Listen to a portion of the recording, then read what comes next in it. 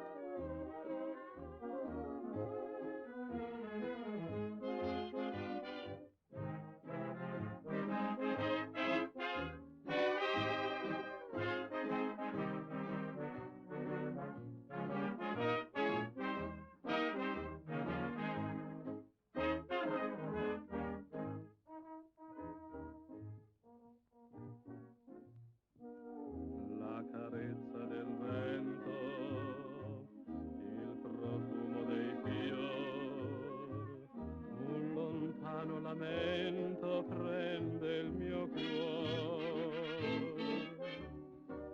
È una musica il sole, è una musica il mar, quando l'anima sento vibrar. Tu, musica divina, tu che m'hai preso il cuore, non sai che il canto d'un violin può far di un sogno il mio destin. Se l'anima ti chiama, tu mi rispondi amore, e le tue dolci note allora fan tremare il cuore. Soltanto la tua voce vuol dire piacere per me, e il cuore mio ti dice vivrei per te. Tu, musica divina, tu che conosci il cuore, chissà se un giorno mi dirà se l'amore verrà.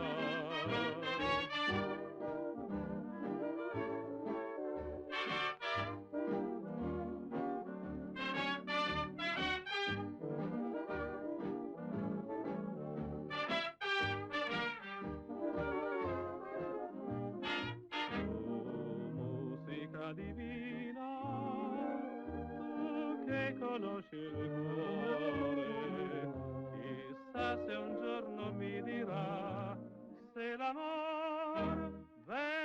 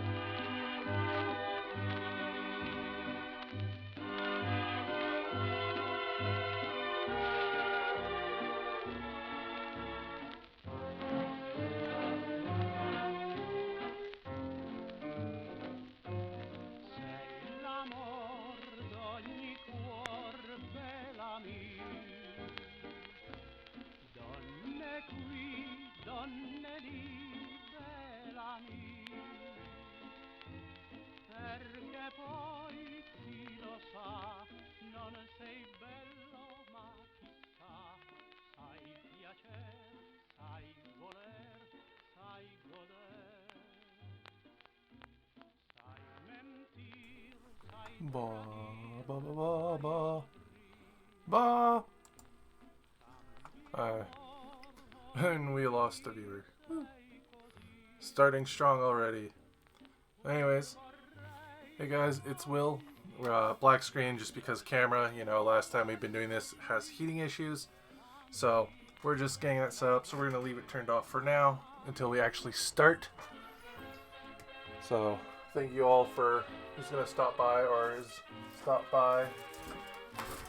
Ignore the noise of just cracking open a window to let cool air in. There we go. I know it's winter, which is weird because it hasn't really been winter here, but you know, as it is. But anywho, as you can tell by the stream description, it is our first day of this actual painting competition, or not competition, but challenge. And if you haven't seen those before or the videos on it here, I will go ahead and post a link to the channel here. Just give me one momento as I'm doing this. My channel, my videos. Wow. Alright. I will grab the video. Anyways, so if you guys haven't seen it and you kind of want a TLDR version of this, the challenge is I am going to be painting 2,000 points of desert war themed Axis, so Germans and Italians. The Germans being primarily the main force, and the Italians being backup.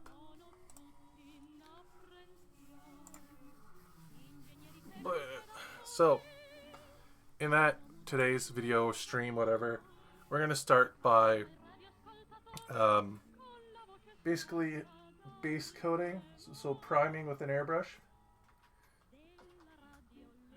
and we're going to then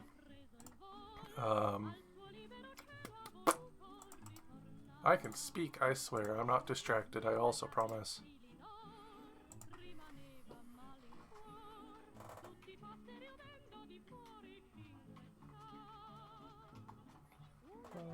There you go.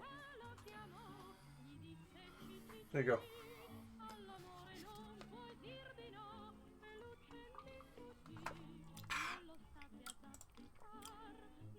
What do you mean I can't pin this message? You pleb. Anywho. It does that from time to time. Anyways, we're here. We're there. So we're gonna prime some models, which is we're gonna start with the bad camera, because I don't want the good camera to get covered in, you know, aerosol. So we're gonna prime some you know who's, you know what's its. We're gonna prime some models, and then when we're done priming them, we're going to bring out the good camera and we're going to start texture basing, and hopefully after all that's done we can get to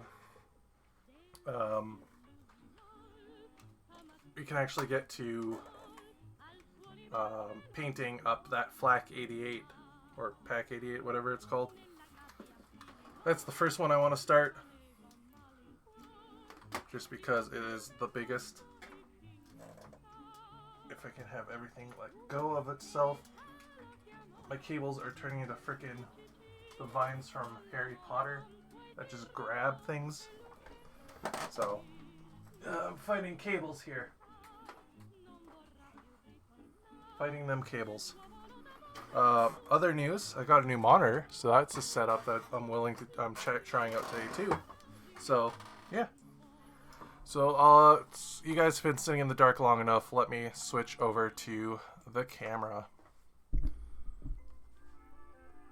Where's the cat cam? Cat cam.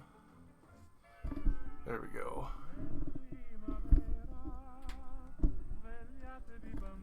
Cat cam.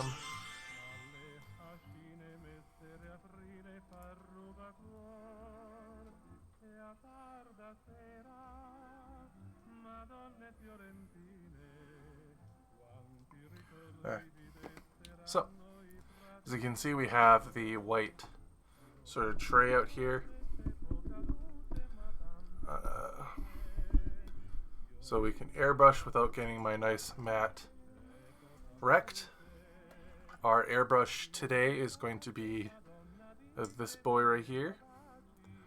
Now this was like a $20 airbrush on Amazon.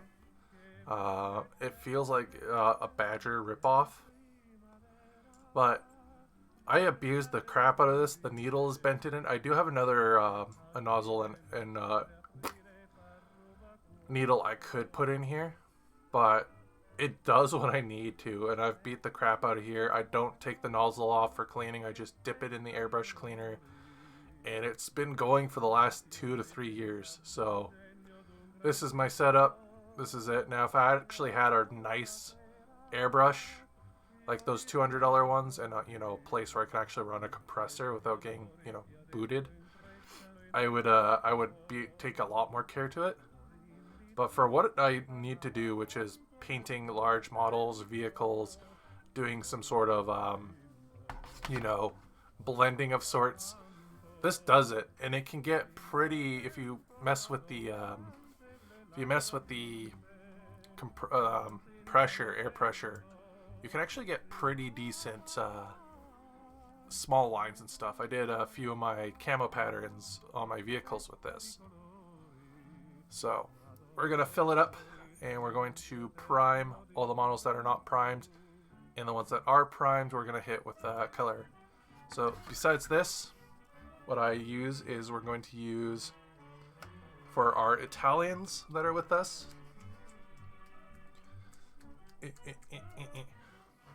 we're going to be using our, I don't think this is the right color, but this is the ground texture paint we're going to use today for them.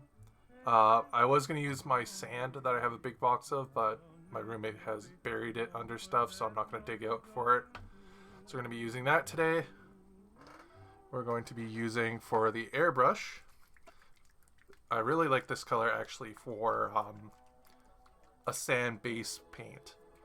We're going to be using this to basically color prime our Italians. This is what I use for their clothing and stuff.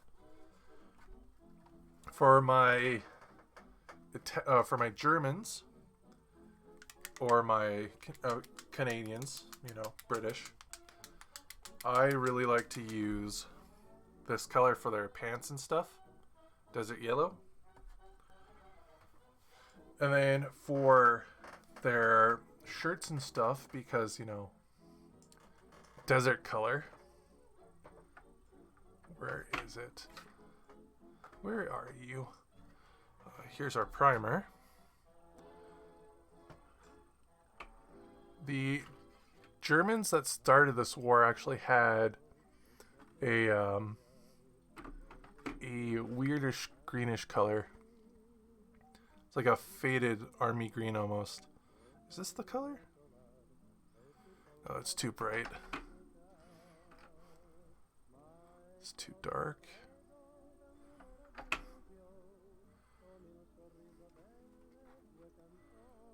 Is this it?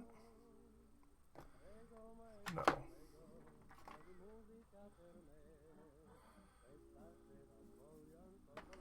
They used a color. I'm trying to find it here.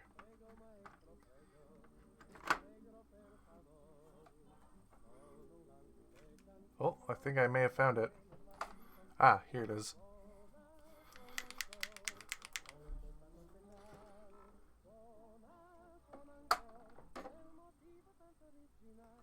So, here's the two kind of colors that I have that I can find that I would use for sort of like Germans have been in the field for a while. They've been there for the first year and stuff. And so how I do it is I would either go a mixture of these two, mix these in any ways you want, or start with Commando Green and then highlight with your necrotic flesh. Or if you want the shirt to be, you know, more sunburned, whatever, use this. But either way, I'm gonna use this for the shirts for the Germans, and then and mix the two. So I'm gonna use these two colors to kind of blend them. So that's our desert specific colors. Then of course you use the regular stuff for your that you normally use on your Germans. So you'd use your leathers. At this point, the leathers on the Germans went from that black to the more natural, just tan, brownish colors. So you use like your brown leathers. The boots are about the same. Basically, this stuff wasn't designed fancy. It was designed to be durable and, just made. So a lot of the stuff's going to be desert worn. Your metals on your vehicles can have a bit of polish because, sand's going over and stuff like that. So if you're a person who likes to do a lot of weathering like I do with some metal chipping through, but a lot of vehicles like, say, the Allied vehicles, which were, cooked when their paint was drying so that it wasn't hard to come off, having a tiny bit of metal shown through it when you're doing your weathering is okay because the sand would sandblast those things and polish them. So we're just going to get right into it here. It may get loud, so this is just going to be a warning for those who have headphones. I'm going to put I'm going to get my list set up here so I can just put a writing warning to say, hey, it's going to get loud to what colors we're using. So we're just going to add our words here. I hope you guys have been having a good week so far, a good weekend. I know for me, it felt like this week could never end. So I'm just happy that we're on a weekend, though I'm sad that, after a short week, it's going to be a long week again, and it's just misery. So, yay.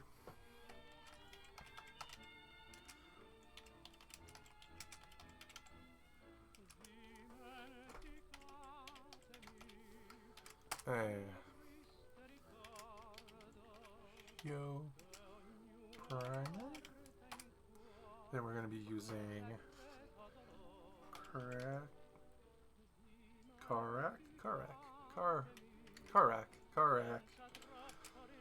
Stone. Air. We're going to be using Desert Yellow. AP. Or Armageddon Dust. Games Workshop. We're going to be using Command Green. Neck Flesh. I know, Neck Flesh. AP. There we go. And you guys can't see it because of the black background. So we're just going to change the color to be white.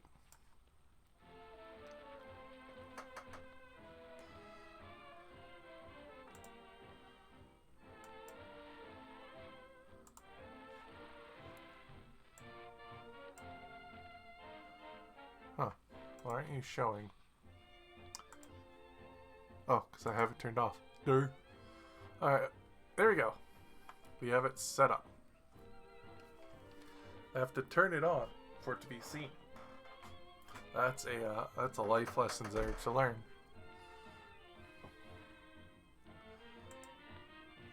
So, sweet. Alright, let's go. I'm gonna turn off the mic here. Enjoy some of the music in the background as I airbrush, and if you guys have questions, I will turn the mic back on and answer them. So enjoy the music.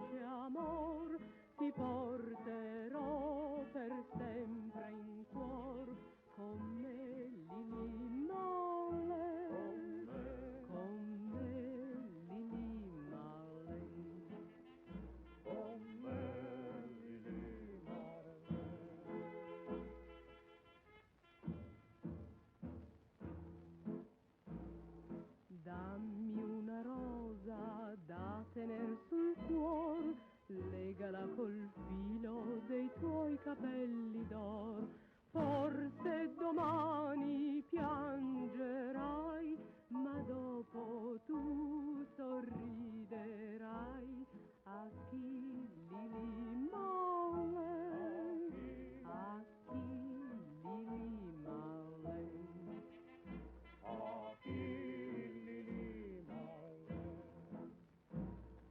Quando nel fango debbo camminar, sotto il mio bottino mi sento vacillar.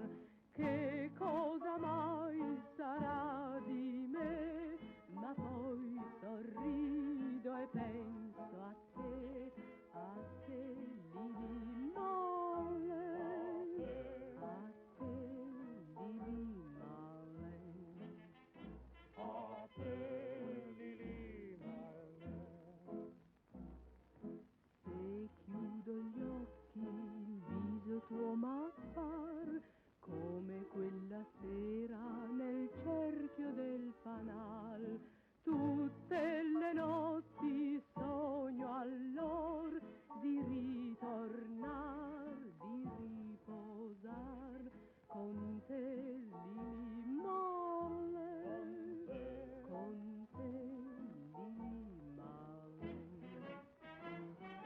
Tutte le notti sogno allor di ritornar, di riposar con te Lili Marley, con te Lili Marley, con te Marley, con te Marley.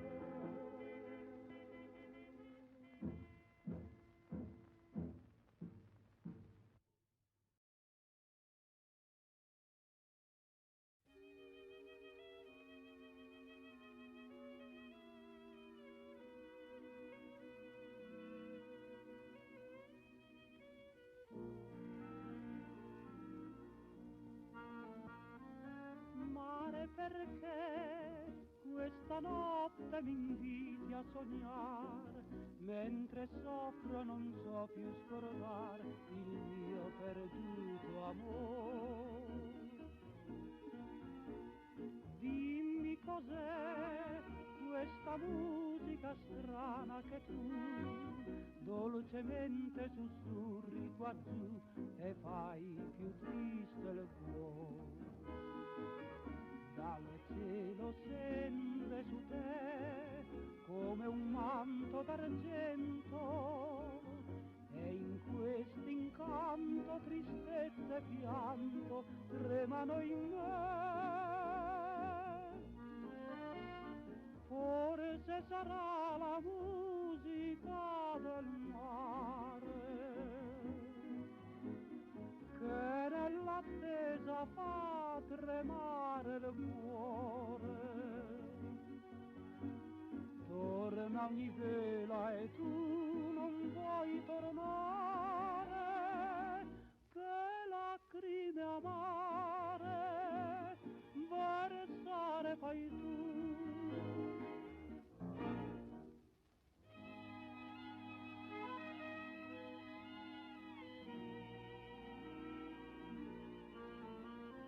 Mare, sei tu che una sera portasti al mio cuore in un sogno di nuvole d'or che mai non scorderò.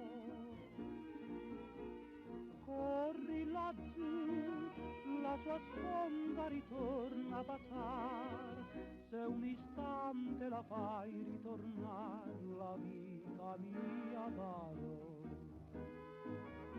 Ma l'onda corre non sa questa voce che implora sulla scogliera lucente nera mormorerà.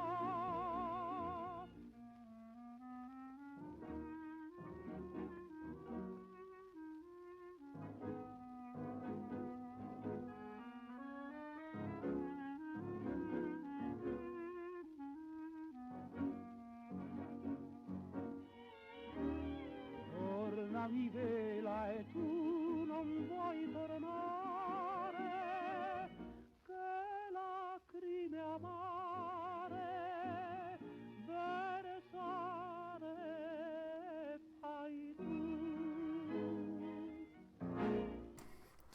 I got the first layer done, or at least first side.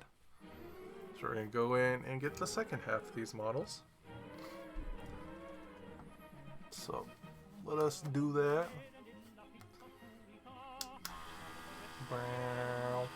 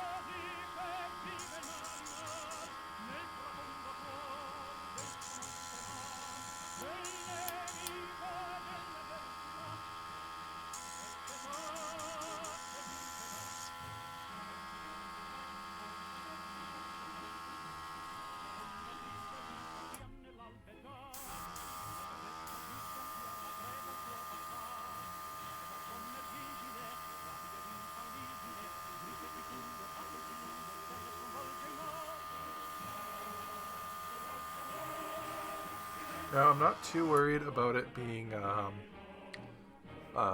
sparkly, just because I need this primer to go on first so that the actual air color can stick better. That's the one I care more about, it being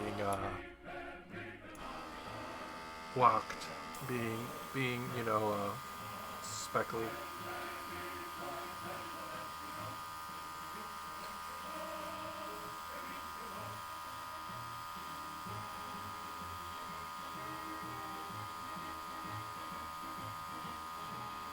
Now I do have ventilation and stuff.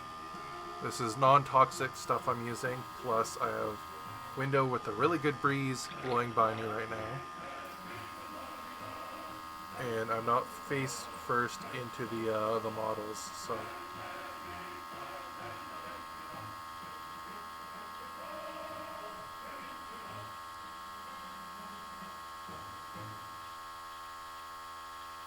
Now these metal models can be a little more trickier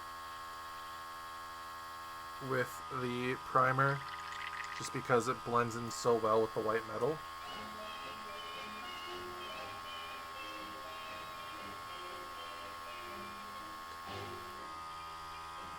So, take that as you will.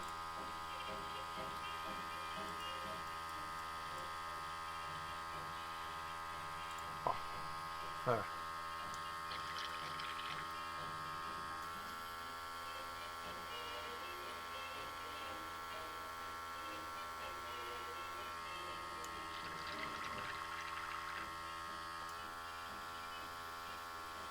This might be running out of fluid.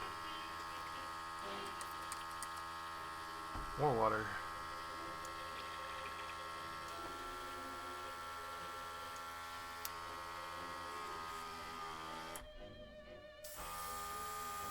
It's just doing the thing where it vibrates itself loose.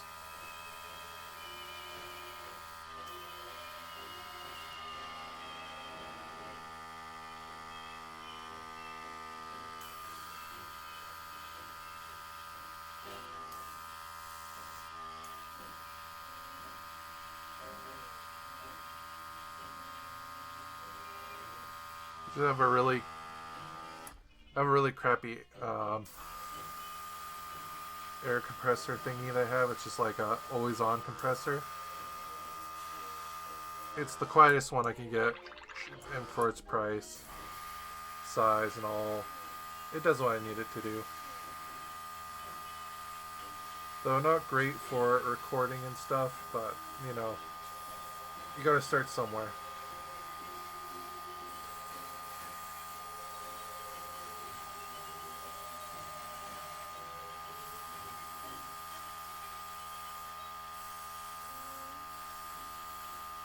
And with that,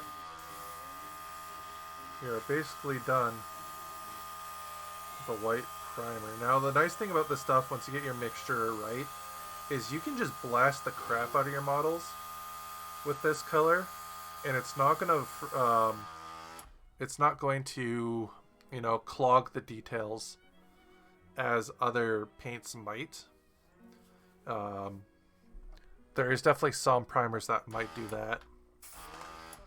But this one, I found if you get it watered down right, it doesn't do that. So since I have these out, these are some models that I'm working on for my Conflict 47 army.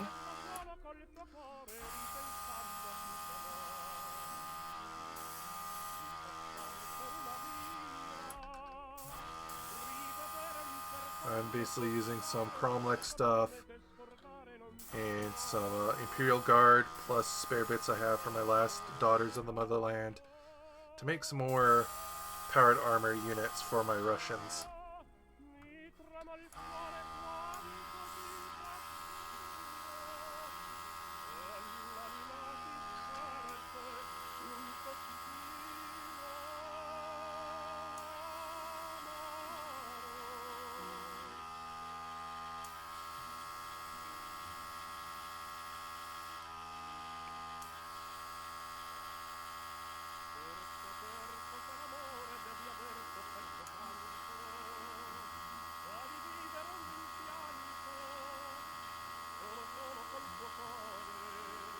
Here we go.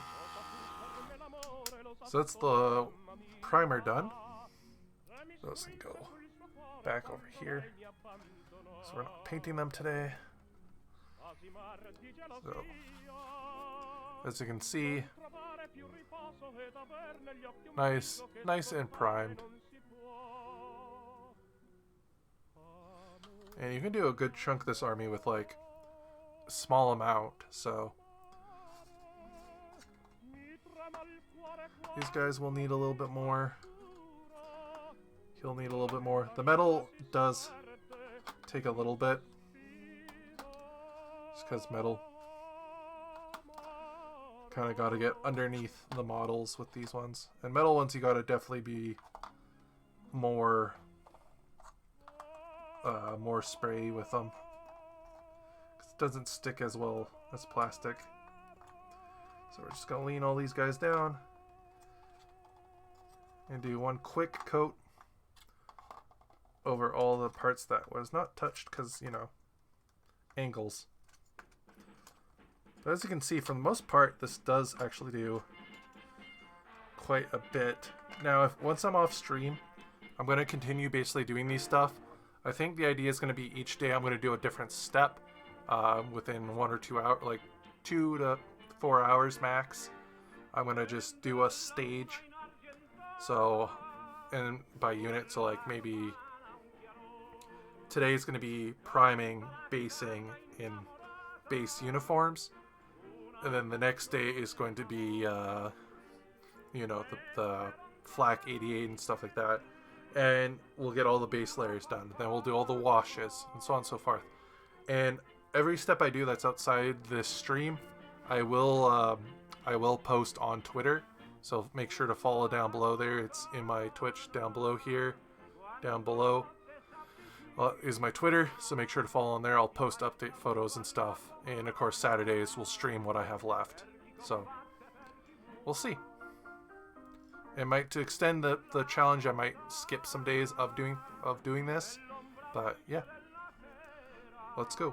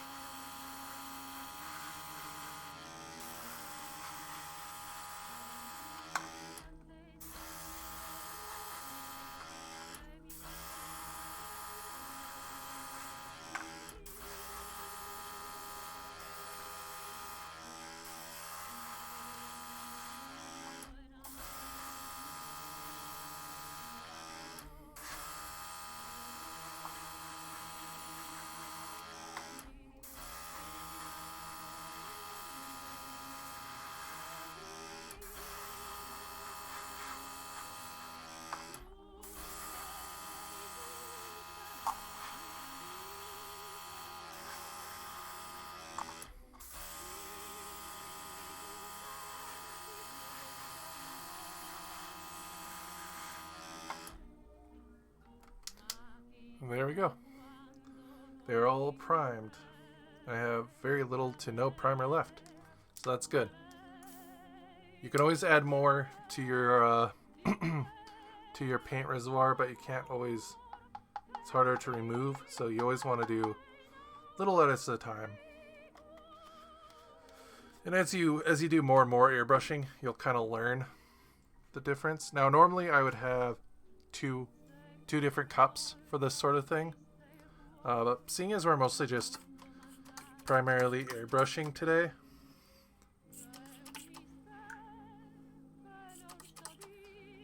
this is okay. Normally just, you know, empty it and then just run the till there's no more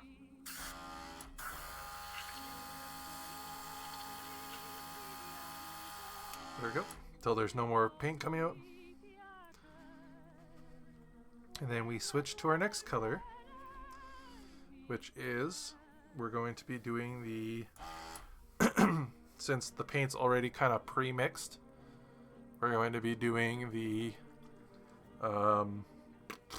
Italians here first. So this stuff, that, just boink.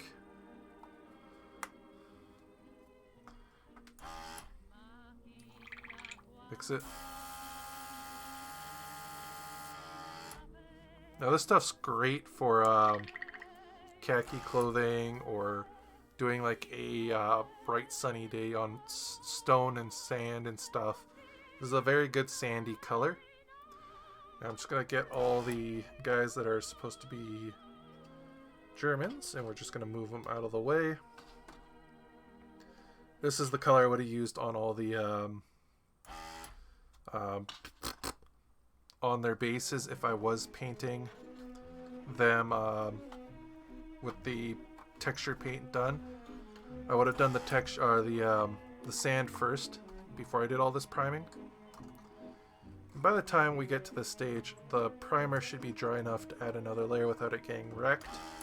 So, you know, try not to touch it too much like I'm doing. But anyways, let's get back to doing more spraying.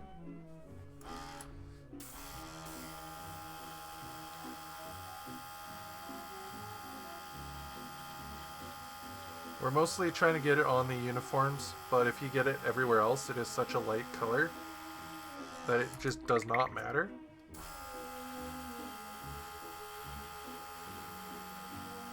We're going to be changing some of the colors anyways. This is just kind of like the undercolor, kind of like a reverse zenithal highlighting is how I like to describe it.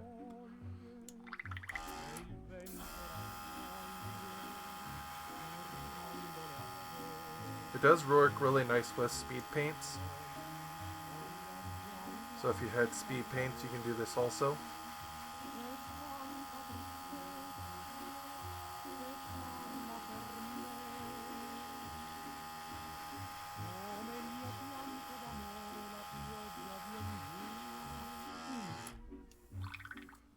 Add a little tiny bit of water. There we go. Trusty spray bottle. Stops cats from doing bad things and helps dilute water.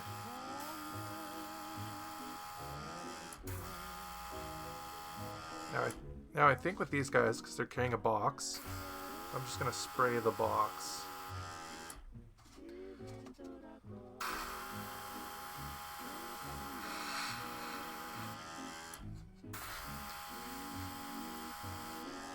There we go.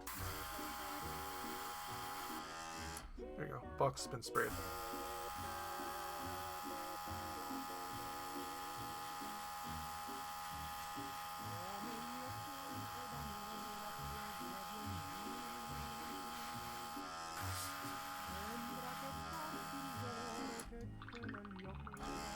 Now on to the other side. We're gonna grab these individually now and just kind of spray them by hand.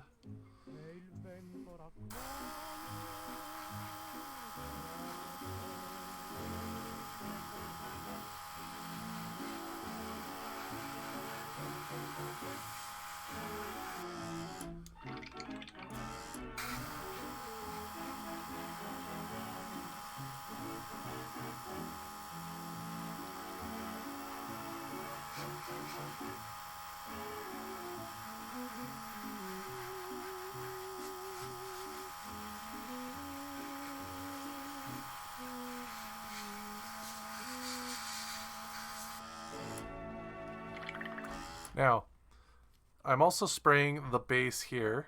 Let it focus. I'm spraying the base here because when you apply that texture paint, it's not going to, you know, it's not going to fully cover, like, it's not going to be completely solid color. You'll see through it. So having this color will help kind of blend it. So we can spray the base and the model to kind of help it.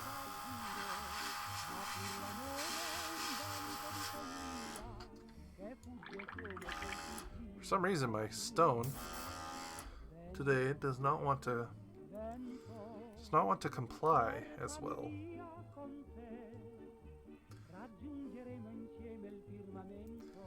Check to see if it's built up on the needle. I think it was. Yeah.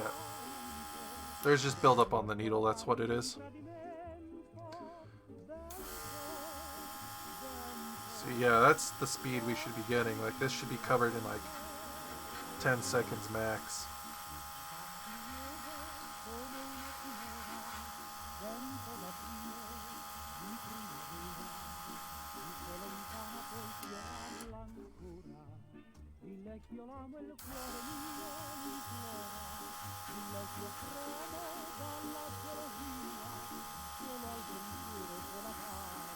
I will say the Citadel Air paints I think are my favorite paints from Citadel.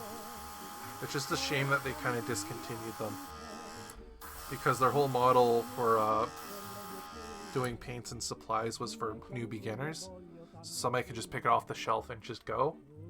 Oh, hello! I just saw your wave emote. If you're still here, I do get a bad habit of being really, you know, I get sucked into what I'm doing. So please forgive me if I ignore you guys. There is no notifications down below. Feel free to use those. I'll hear those and stuff like that. Hopefully the music's not too loud.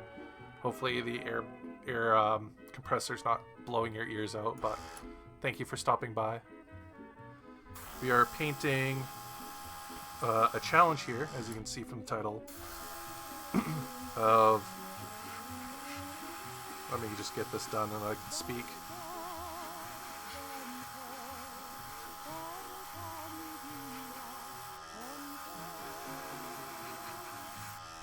There we go. As you can kind of see from the models in the title, we are doing a painting challenge where I am painting about 2,000 points of bolt action, and the votes was for the Desert Theater. So we have Italians and Germans. Though unfortunately, I miscounted what I had for Germany and I have to go get another box of them, but that should be in the next week here too. But I have to complete stuff within that 40 days, basically a month. A little bit under a month, but I'll be doing it daily, about 2 hours to 4 hours each day. And each one's going to be a stage. There'll be days where I have to take a day off, just to, you know, break and work out, do stuff, things like that. And I'm going from unprimed and even unbuilt to fully painted, like uniformed army, tabletop standard. And yeah, so this is going to be interesting. I have a lot of models, so I'm doing this, and that's really it. That's the main reason I'm doing this. As you can see here, we're painting Bizzolgari. These are the Italian cavalry, which, on a funny note, even though they are technically cavalry, they actually didn't really have horses or transports. Due to how Italy was fielding its armies, by High Command's request, they did, you know, have some units that have bicycles, some did have trucks and stuff, or they, you know, take them and things throughout the war. But starting off, their cavalry was basically just foot soldiers, and they, even to today, the Bizzolgari, they will just run around through Italy. And they're very famous for having these little black feathers that are going to be on the helmets. So we have a couple of units of them in the army. We have some basic just riflemen. And for the Germans, we have a Schützen squad, which is basically just what would become their modern day infantry squad, which is 2 LMGs and a bunch of rifles. So we're currently working on the Bizzolgari using the Kraken Stone. There's also a list to the left here that tells you all the paints we'll be using today. And if I do get to further stages, I will add to it.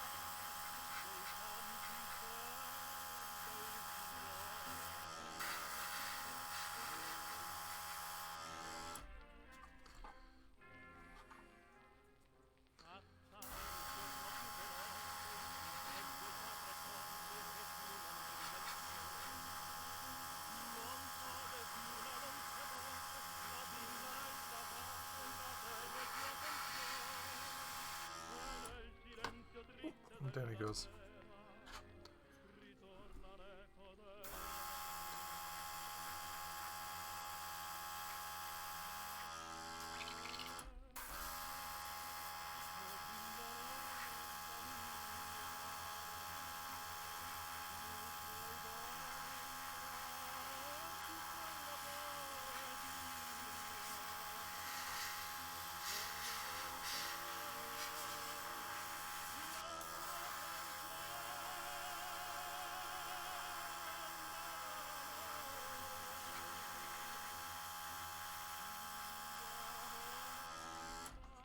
Now, the nice thing about the Italians is, especially for a modeling stance, just like the Japanese, they kind of shared the same sort of uniform throughout all their divisions. So basically, the only difference between their mountain division, their cavalry, Besleghari, and paratroopers, and basic infantry was the hats. Now, the Alpini, which is their mountaineery one, would have some sort of eagle-like feather in their cap, and they'd have like a mountaineering cap, of course, like a hat. The Besleghari had almost like ostrich plumes out of the side of their helmet. Regular infantry didn't have any fancy things on their helmets, and the paratroopers had kind of like the same helmet that the Germans had, like that weird leather football helmet thing. And would have pouches of ammo, across their chest, like a paratrooper normally would. So if you wanted to start Italians, but they didn't have the start collecting box or starter army box of the specific subfaction you wanted of Italian, you could easily just build them any way you want. They all have the same sort of weapons. I think the pouches might be placed slightly different on the back ends, and the amount of weapon types you get might be slightly off, but it's mostly the helmets and little accessories that attach to the helmet that are the major differences between the Besleghari and the main black shirt / infantry boxes. Now the Alpini do have a slightly different sprue in different poses, so their box is actually slightly different, but for all purposes, they do share the same look. So if you wanted to try a different infantry section out and you have some models already, you don't have to worry about them looking different. Alle Madonne amate, noi canteremo ancora. Svegliatevi, affacciatevi,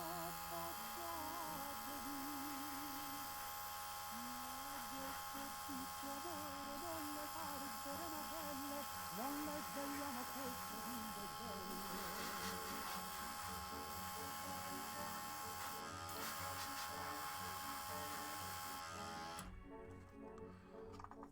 For the glory of Rome.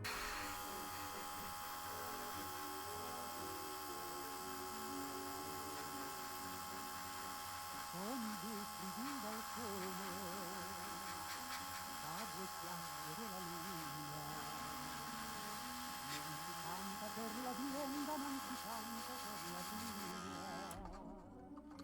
Occhi belli che sognate, fuori d'oro che soffite, tornerà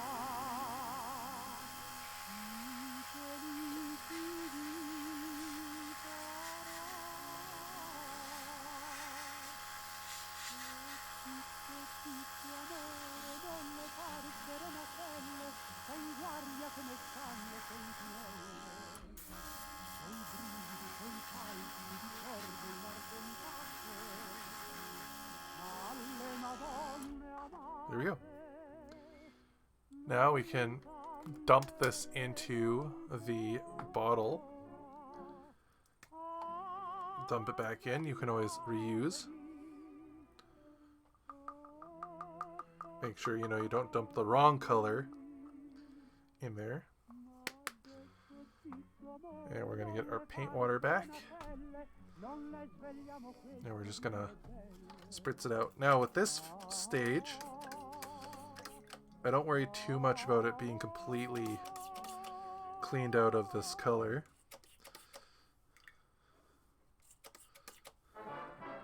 Like, I'm not going to not clean it out, but I'm not going to try running the air through it to clean it out that way.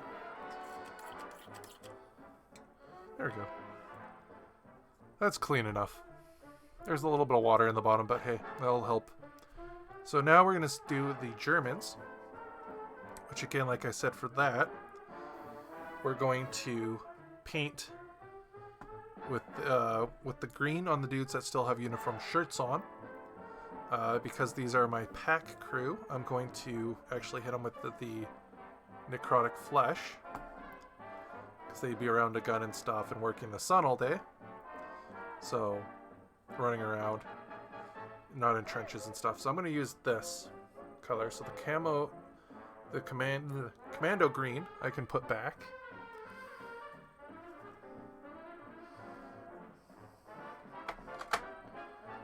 And we're going to load this up with necrotic flesh. Now these are dripper bottles, so there's no real way to return the color back into them. So I'm just going to use a little at a time.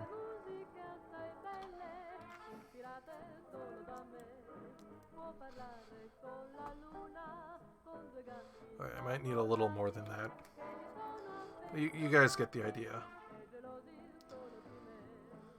Now this is Army Painter, not the Wargame Fanatic stuff, which I wish I had some, but this is their original line. So I don't feel as bad for wasting, because it is cheap.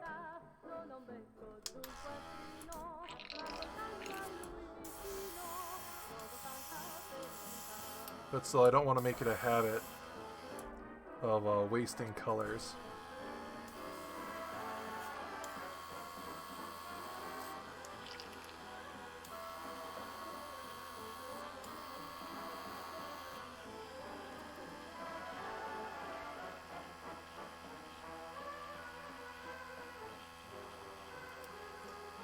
My hands are just covered in paint. I need a little bit more. A little bit too much water. There you go.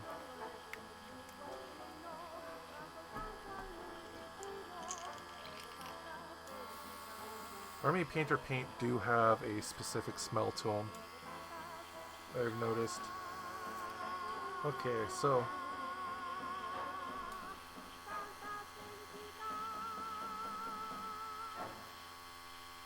again, with how light this color is, I'm not too afraid if I get it on their uniform, like the rest of their uniform.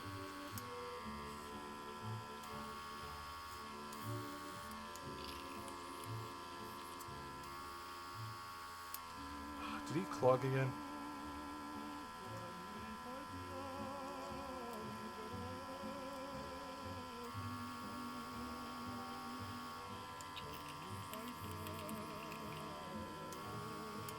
Major clogging issues today.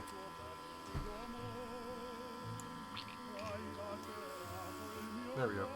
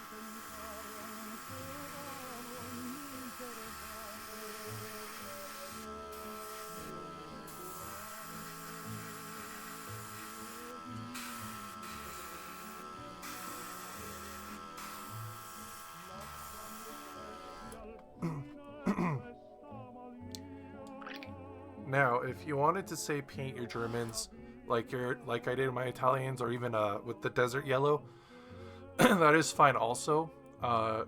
As they first got into this theater, the uniform designer thought there'd be a lot more like, you know, palm trees and stuff, because they only really saw Italy and West Africa and stuff like that through photos and tellings of other people. They didn't actually really go there themselves and where they would fight.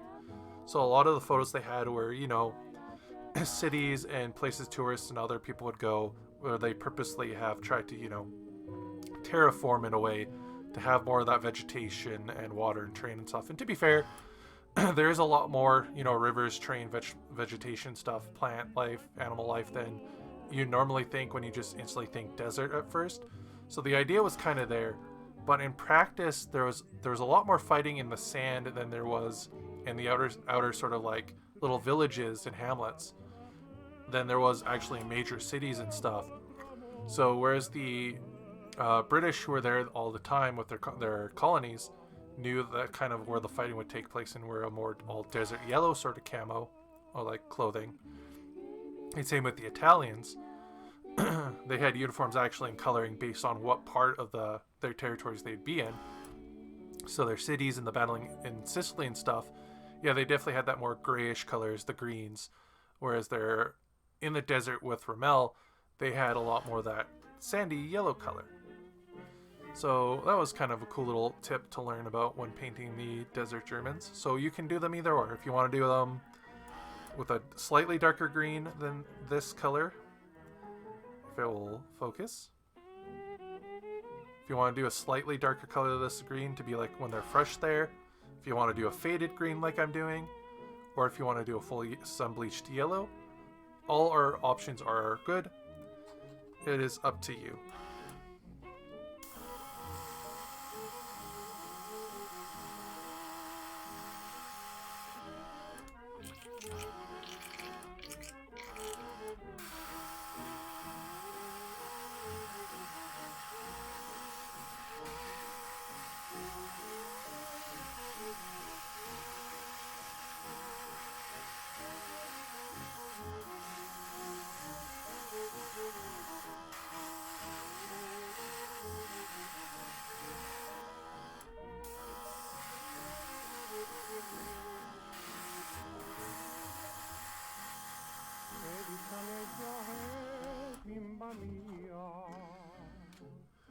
sei un vero fiore di leggiadria, ma non vuoi capire tu cos'è amore, tu mi fai soffrire questo mio cuore, non vuoi capire. Oh Catalinetta bella, non vorrei restar di tella, tu non conosci cosa Go. quali dolcezze dall'amore. Now, a real shame is that, and you could probably kit bash this too, but the with some knife, with a hobby knife if you're careful. But the plastic pure infantry for the desert doesn't have shorts for their infantry. They still have their pants. If you can't get African Corps Germans for like that physical box from your store, Blitzkrieg Germans will work also. The only major differences between their two uniforms is on the Blitzkrieg German, where they had the pouch across the chest. They removed that and moved it somewhere else on most of their basic rifleman infantry. Their commanders and stuff would still kind of have that, but that pouch got removed. Besides that, you're missing the sun hats if you want to, like the cork sun hat helmets or goggles. Besides that, yeah. So basically, you're missing the cork helmets with the goggles. You're miss the pouch on the chest is still there on the Blitzkrieg, which got removed, and some of the heads, but it's not needed. But some of the heads in the African Corps box do have bandanas and stuff for the sand. That's the major. That's the only difference in uniform. Is just the hat and the pouch. If you don't care about that, or you can like sand off that pouch, you're golden. You can use that to replace them. Though I will say I would highly suggest actually doing the reverse if you wanted to do Blitzkrieg German, because in the early war versions of this game, the Blitzkrieg Germans, I don't know why they didn't do this, don't come with an anti-tank gun in their box or a light mortar. Whereas the Afrika Korps, it's like they made the box to be like, oh, we don't think people are going to play this, or they thought maybe this is going to be the main theater everybody was going to play.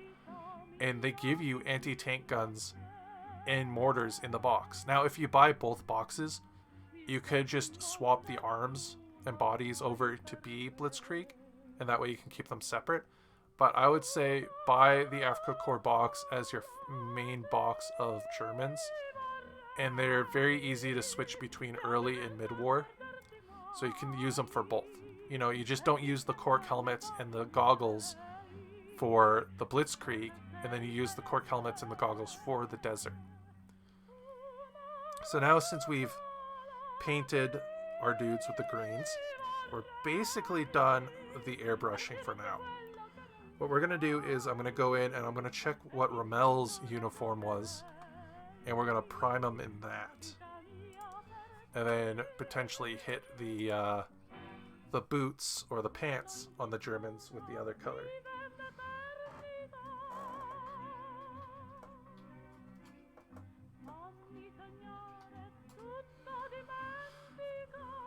So let's see, what was he wearing in the desert?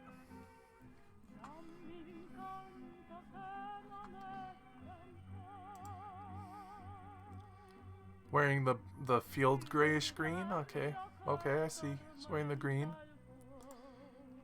Some have him reversed where he's wearing like a whitish gray.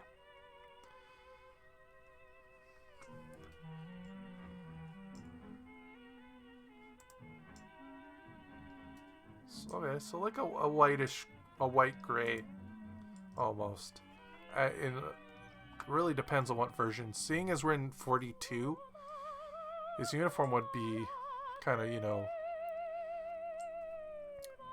dried out. So I'm gonna go that field grayish white.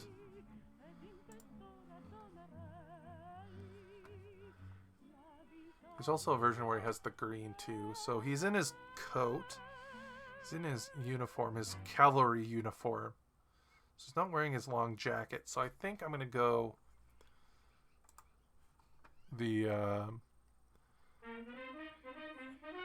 that whitish color. because it stands out.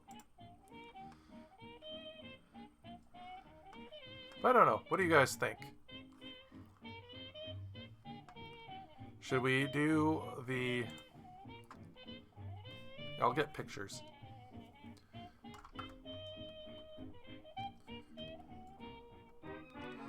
I will get pictures.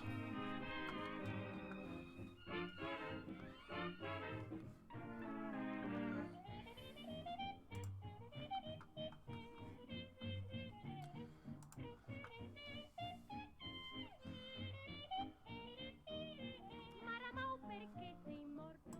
Pane e vin non ti mancava. L'insalata era nell'orto e una casa avevi tu. Nemici ne innamorati. You know what? Let's do... Ma la porta è sempre chiusa e tu non rispondi più. I'm liking this beigeish white. We're gonna do that. We're gonna do the yellow pants, black boots with the white uniform top. So basically what the color he's primed already will work for the shirt. But I do have a beige color, which will be nicer for that. Now, I don't really want to waste this green paint.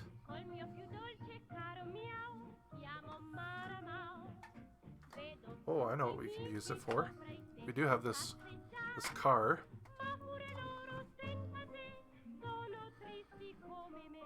So I think we're gonna do that.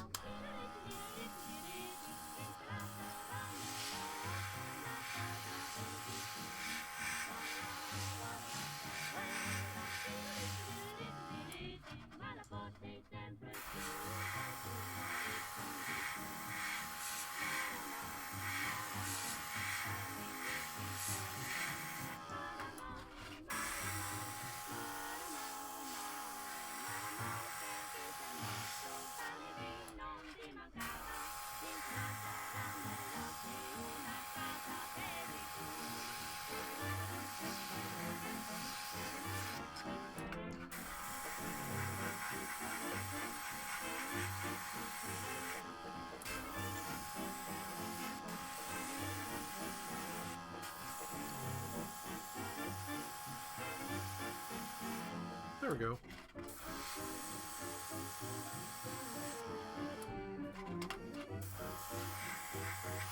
First a layer of camouflaging.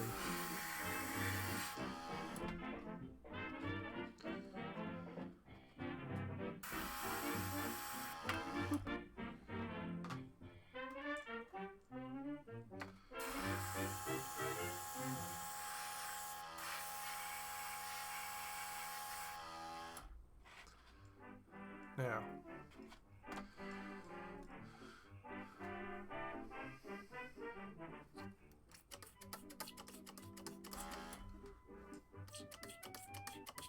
normally if you're going to use a cup of water for cleaning out your airbrush, I highly suggest leaving only maybe only fill it up like an inch, just so that bottom water can catch the stuff, because as you clean it you're going to fill it.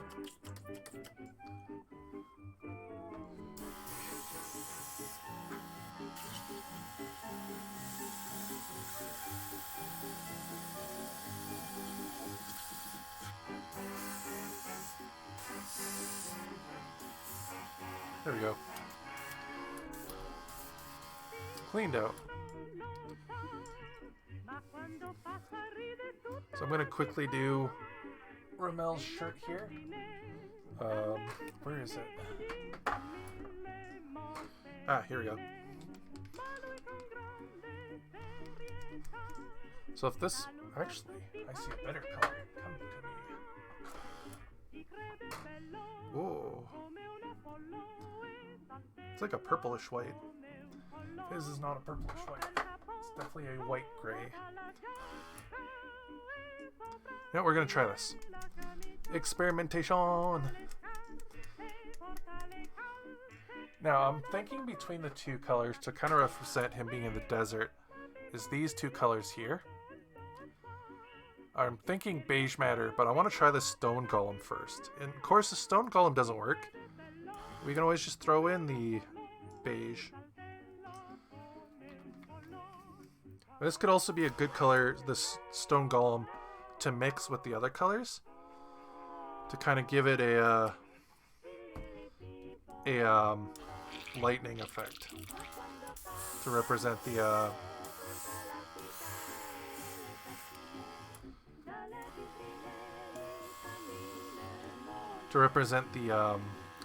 fading.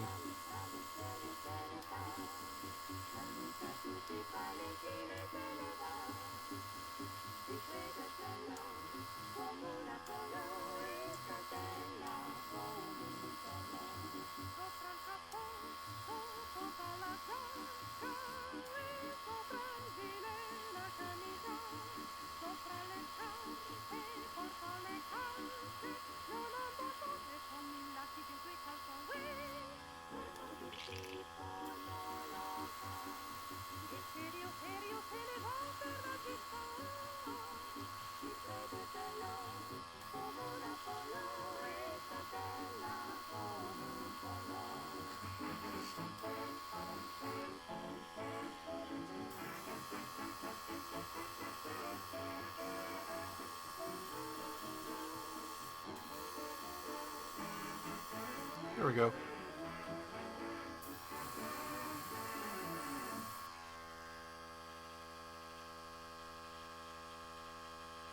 And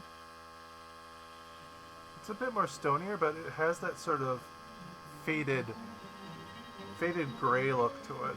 So it's like a whitish gray.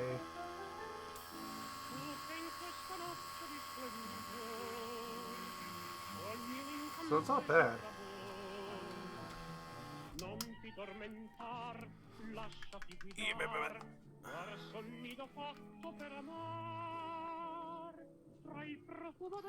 So I think I will add some of this beige matter gray to it.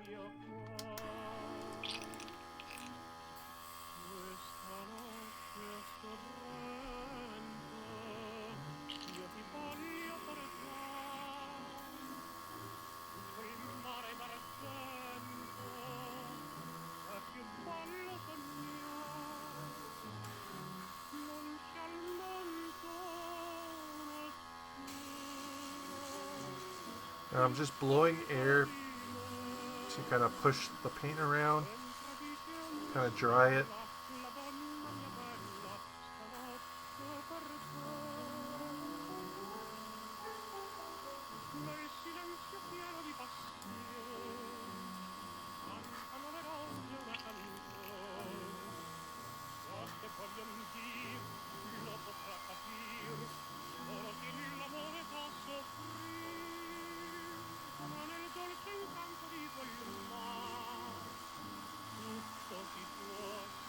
And there we go. That is definitely a lot better.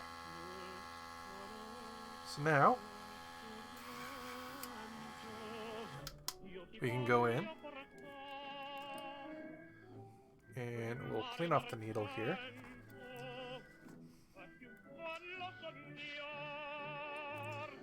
And we're going to go in with the desert yellow and we're going to hit their pants. We're going to hit this tank with the color. And that will be it for the dry brushing, for the airbrushing at least. At least for these guys. And then we're going to airbrush the tank and the armored car. So now with this one, because we are doing a vehicle, I will use quite a bit.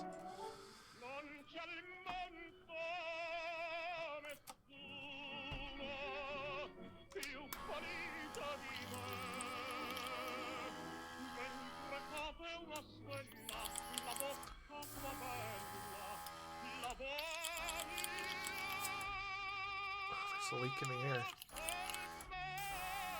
Need more water.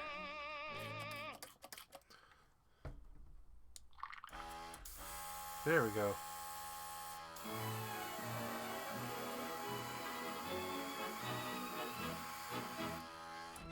Now I did spray this copper for a reason.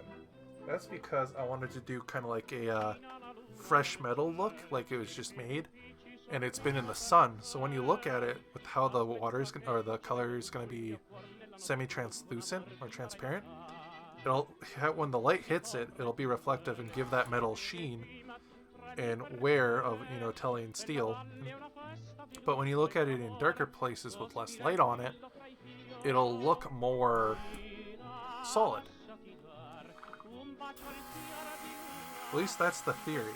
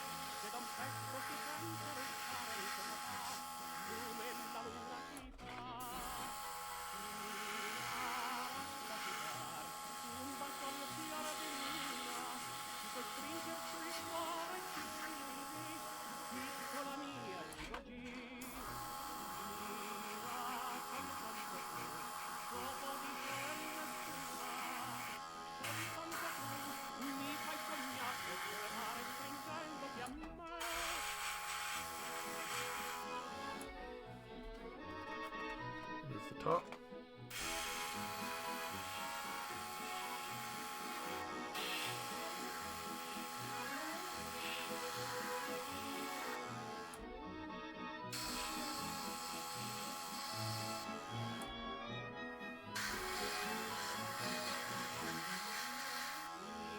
Now, the cool part about the Warlord, Sevavente, and the other version you can build is it actually has an interior.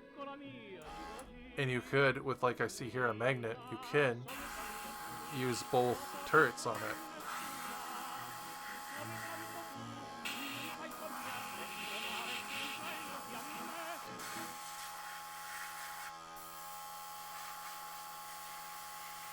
And we're not going to try to touch the treads, the tracks, because they're the copper that I want.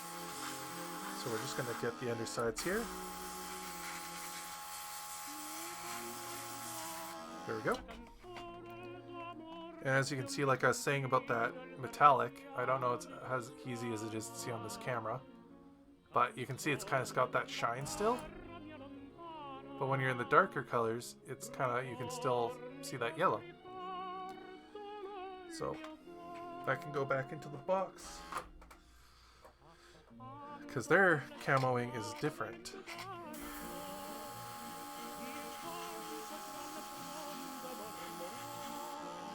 We're just going to quickly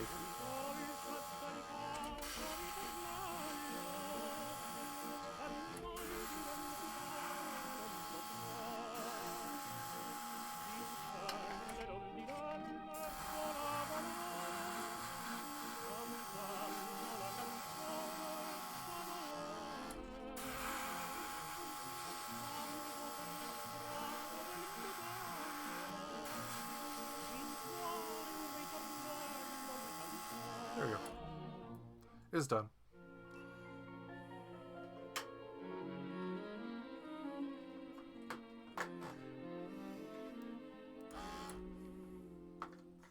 Now onto the pants of the Germans.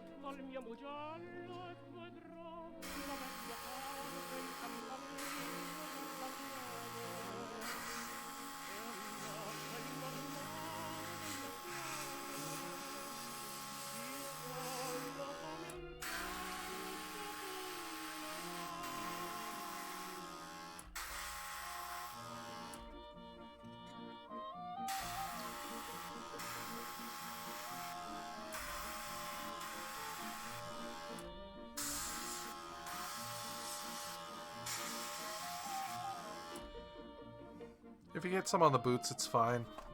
The brown from the boots that you're going to paint anyways is going to cover it. So, yeah.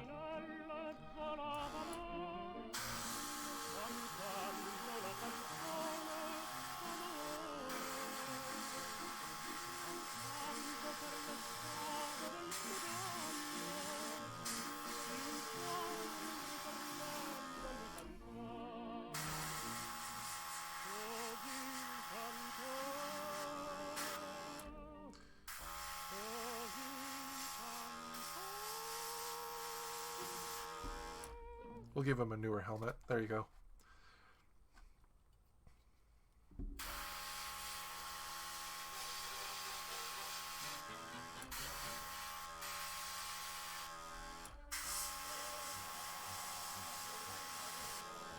Generally, the helmets were painted the same color as the pants would be if you're doing a model painting.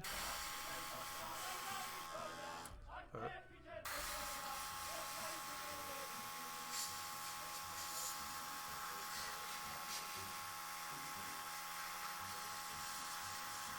here's the boots. There you go. Oh yeah. And Rommel, he's going to be more difficult.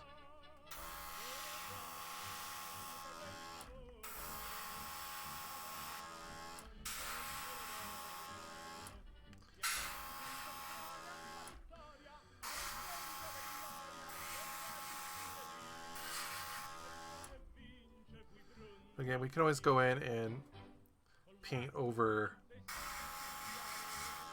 the yellow we spill onto the white. Yeah.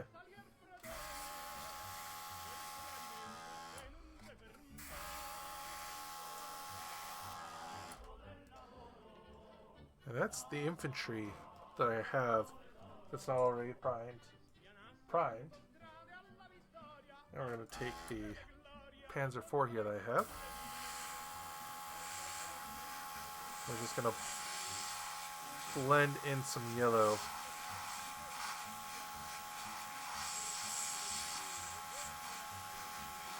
Again, doing a reverse camo where I sprayed the camo colors on first because I thought it was funny. And now we're going in with the actual main paint and just doing designs freely wheelie on here.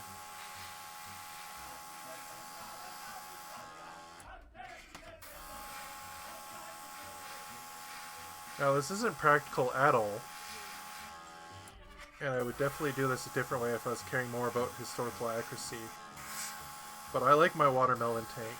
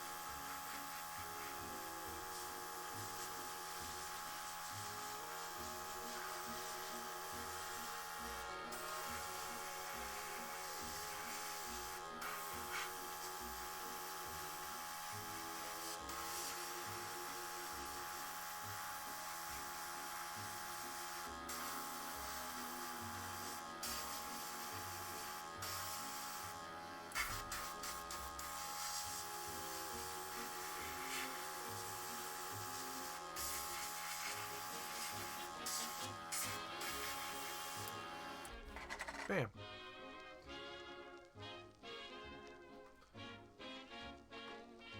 You don't have your pants.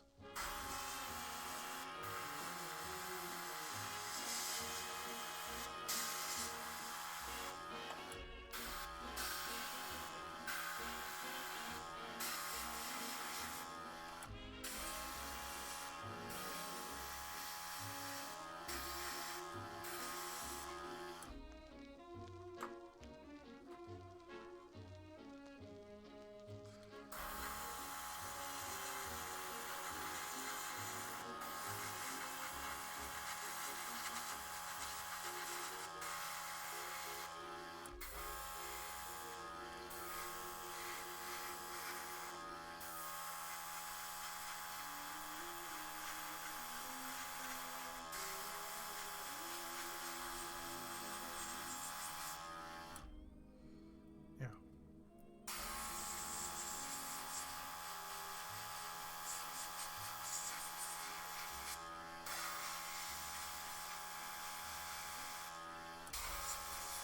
Nice thing about an airbrush, it can get into places that a normal paintbrush cannot.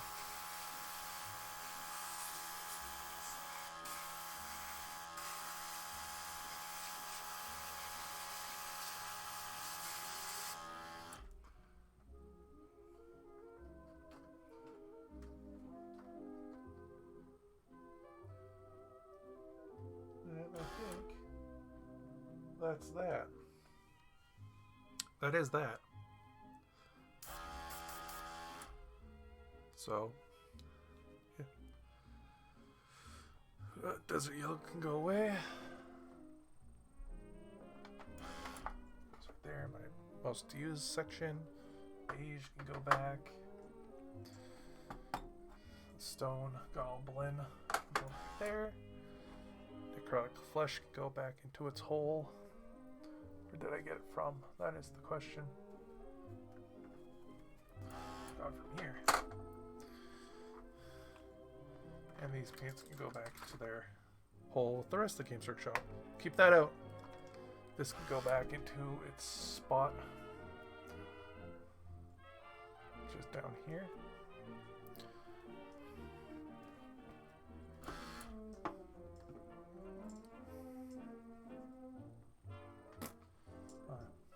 Just put it here.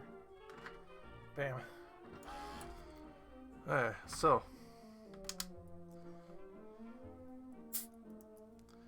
Next off is we're going to remove all this stuff from the shelf. So I'm going to go take a quick break here. I'm going to go clean off the airbrush, clean the models off the desk, and we'll prep the good camera for actually painting and base, doing the texture paint for the base. So don't you guys go anywhere. I'll be right back in the next 5 minutes here. I'm going to go quickly rinse out this brush, swap the paint water, and set up the camera. But yeah, stay and enjoy some of the music. I shall be right back.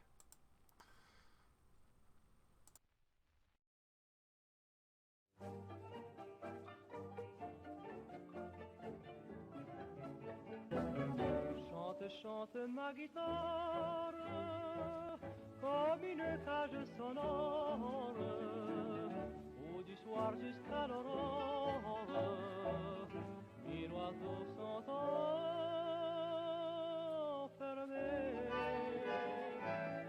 Rien jamais ne nous sépare, entre nous point de distance. Mon cœur rythme tes cadences, et ta voix me dit d'aimer.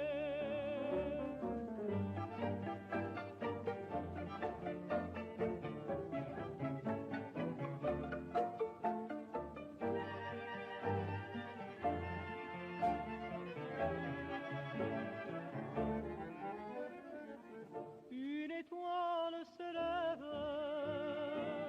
voici l'heure du rêve. Loin d'un bruit citadin, les amants vont soudain envahir les jardins.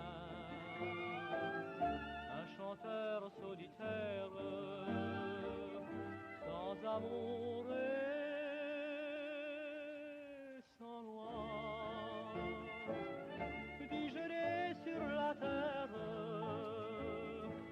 guitare que toi.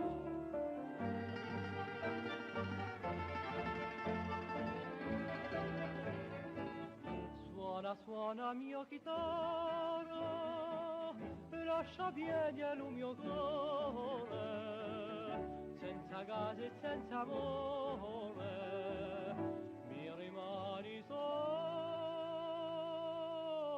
tu.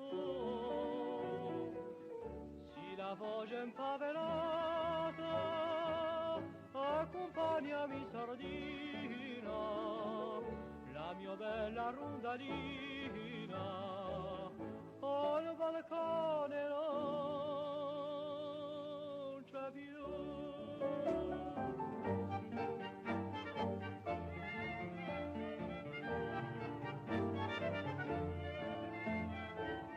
Ma chitarra fidele, chante, chante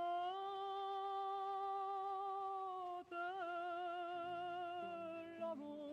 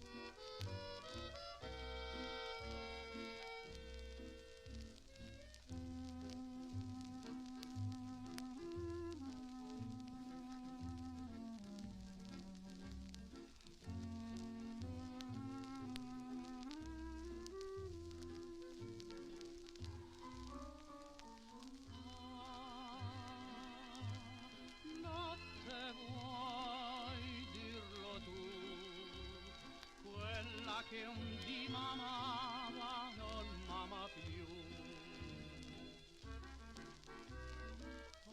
Oh, stelle voi di lassù, più non tremate a dire quel sogno fu. Dite pure che ognuno soffre tanto se amato non è, ma che al mondo nessuno fu più triste di me se gli amò come me. Notte vuoi dirlo tu, quella che un dì m'amava non amava più.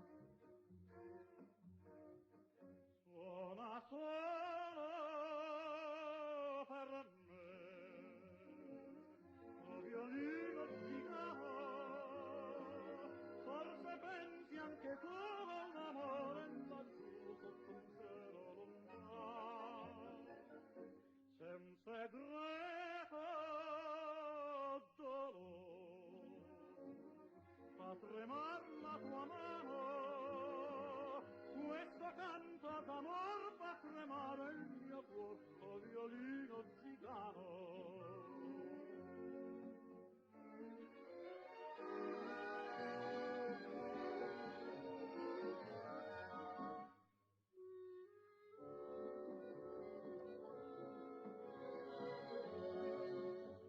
Zigano dall'aria triste e appassionata, sentati anche il tuo violino tra le dita, suona ancor come una dolce serenata. Okay. Taglio del silenzio ascolterò. Well, I am back. Canto che una notte profumata, Huzzah. il mio cuore ad altro cuore incatenò. And we'll turn off so we don't have double. There we go. We are back. And we'll just turn off the text.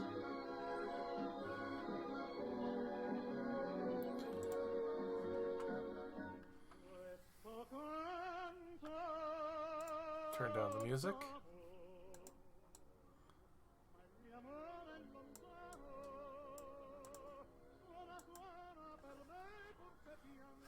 There we go. So, we are back, and we've got all our models out that need to be base painted. Zoom in a little bit more. So we got all the models that we need. Oop.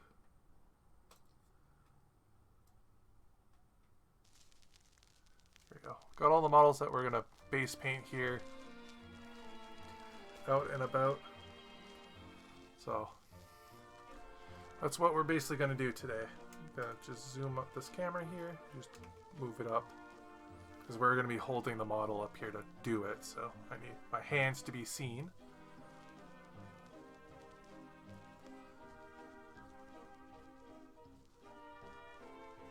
There we go. Manual focusing, yay! Woo! Manual focusing.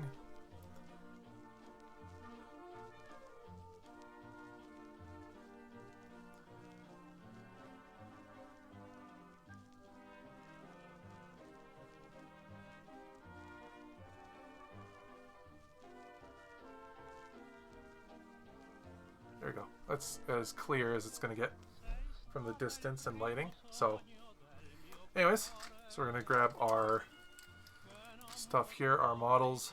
We're just going to push them to the side.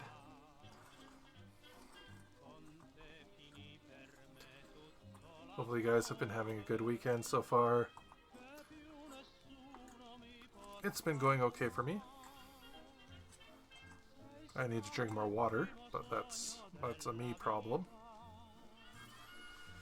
It's another thing I get into it when I get into these things for too much. I forget to drink water. So, and of course I have my airbrush over here getting cleaned. I let it sit in some airbrush cleaner for a bit, and then I rinse it out. Anyways, starting off here, we're going to get into our bag of goodies. And we're going to grab our texture brush.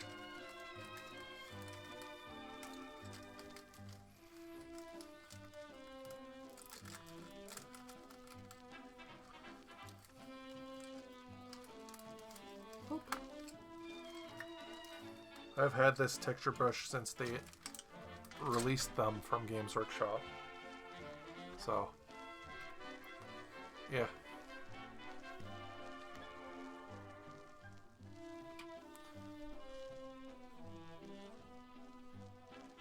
Oh, oh. I had it for a second. There we go.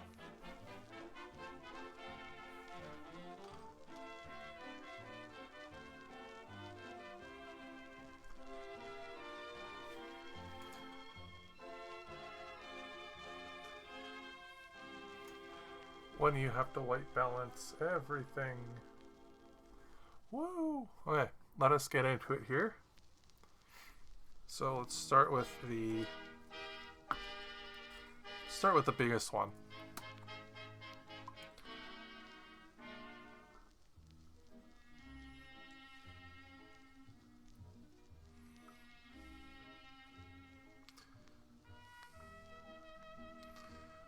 Come on, I need sand granules. There we go.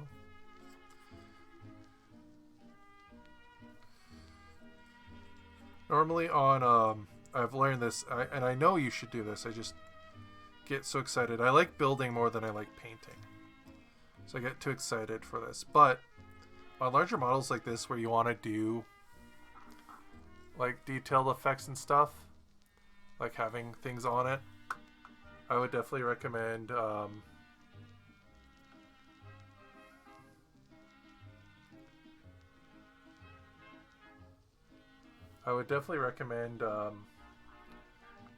base coating first, again using that sand and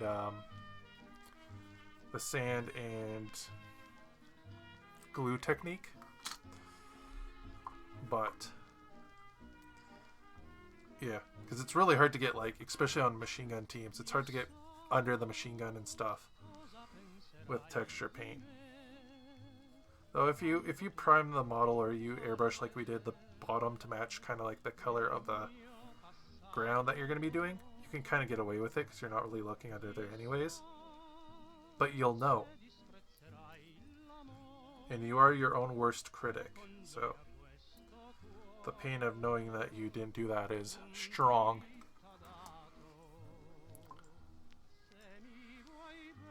Lightheaded. I think after I finish this, I'm going to go get some water.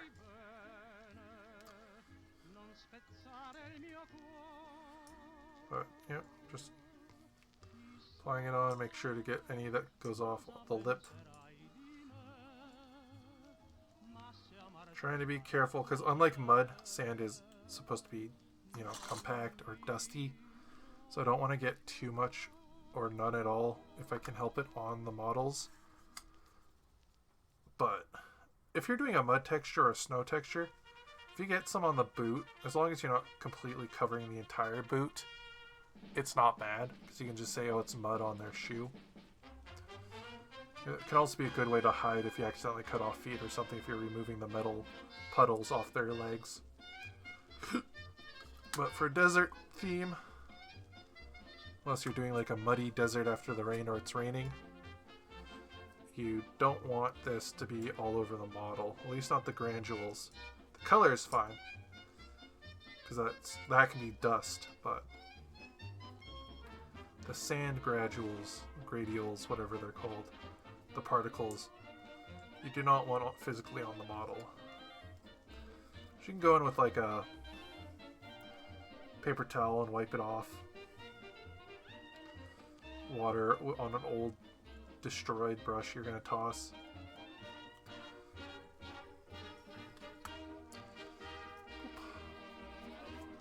Sand. You can even make your own texture paints too if you wanted. Put that in there. You basically just grab some whites, paint mixture, like, you know, medium, and you grab the thing like mud, dirt, sand, whatever you want to mix, add some coloring to it, or even just grab some, you know, cheap craft Michaels sort of like like acrylic paint. You just dump it into a little solo cup, dump in your dirt and sand, make sure, you know, clean the dirt and stuff from bugs and other things that could be in there. And you mix it, and there you go. Depending on the company, they do it different ways. I believe how Citadel does it is they use a color of their paint line, and then they dump sand into it. And that's the safest way to do it, is through sand. No real baking or looking out for bugs and stuff. Vallejo, because they're more of a display model company, they use dirt and twigs and stuff in their effects, depending on what the effect is. So, and there is differences in how these react in with water and stuff and painting effects and all that baloney. So like the stuff made out of real mud acts more natural and has a cooler effect and streaking effect if you use water on it. Whereas the Citadel stuff that has the sand in it, you kind of don't want to do that. You just want to use the paint color that it was based off of and do those effects with it.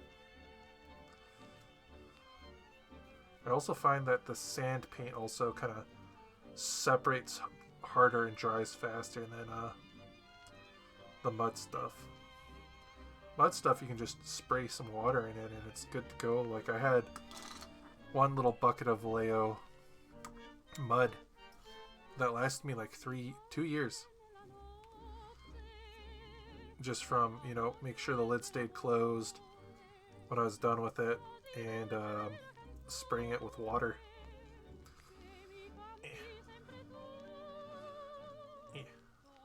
Trying to get into a corner here. Trying to get into this corner here.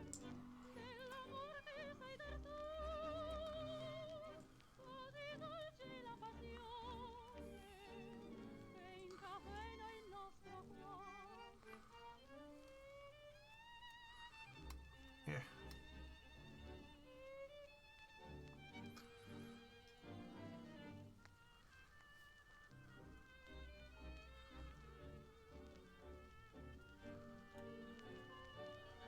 If the Desert Theater interests you, I would highly suggest checking out the show. I think it's Rogue Heroes it's called. It's on Amazon. It's about it's not really, I say, a Band of Brothers-esque show, but it's definitely got a feel to it. It's like almost like a Marvel version of a good Marvel, not like modern day Marvel, but like a cheekiness to it. But it's about how the SAS was invented. The basically the British Air Commandos.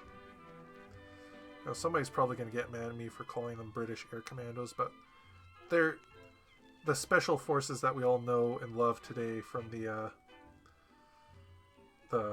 British. So like how everyone knows the Marines from the Americans, the JTF from the Canadians, and then everyone knows the SAS for the British. Highly recommend it. It's really good.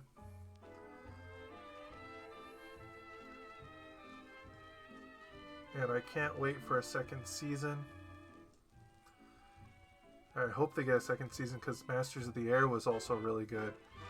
It did pretty well, so hopefully that gives them incentive. Now, for cleaning off these texture paint brushes, I just dip them very quickly in the water, and then I wipe it off on the paper towel.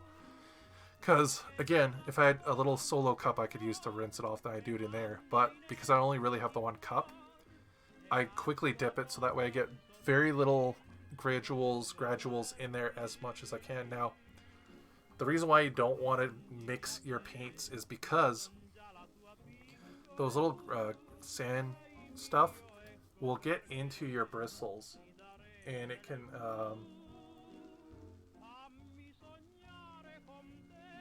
if they get into your bristles, it will mess up your brush hard, and that's not what you want.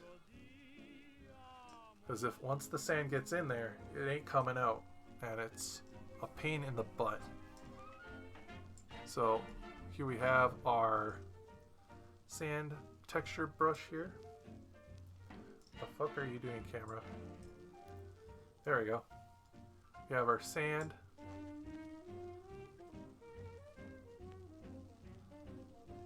So we're just going to apply this to all the other models on here.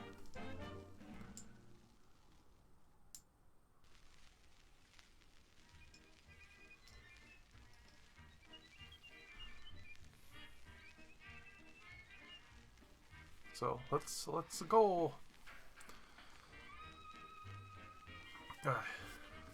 Making a mess.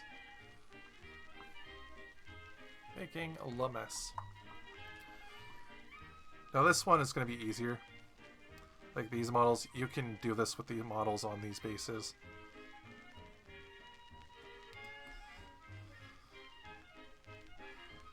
Yeah.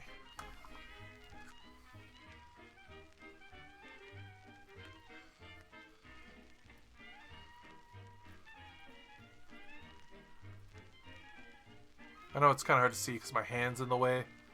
Sorry, I don't really have a mount yet to hold my camera above me like some other painters do. So, if you guys want to see what I'm working on or actually look at it, just ping me a message in the chat to be like, hey, show us the model. And I'll do that, but I'll try my best not to cover it.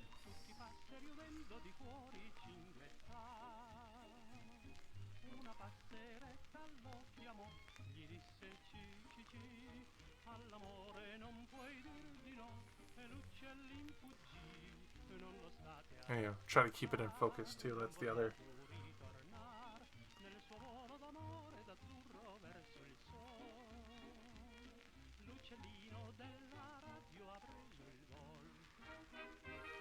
That's the other challenge.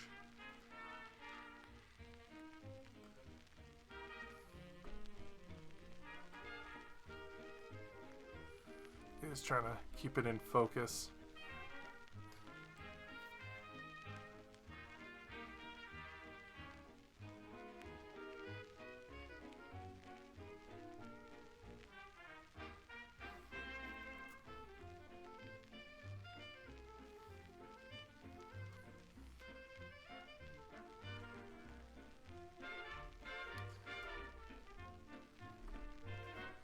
Now, if I could get it actually.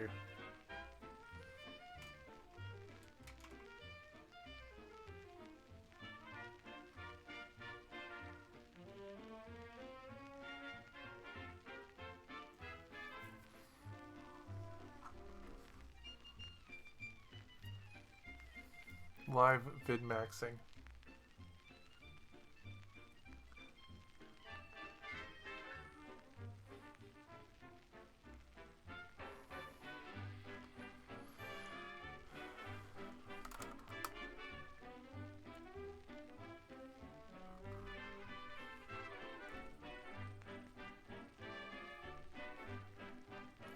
Live vid maxing.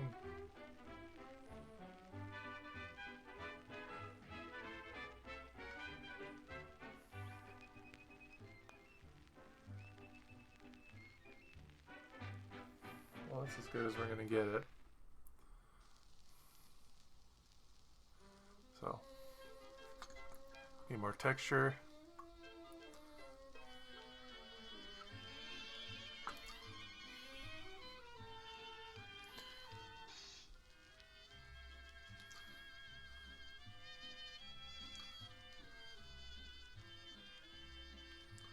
Boop. Well, what else can I say about this? Company of Heroes 3 is based in this theater, and it's pretty fun.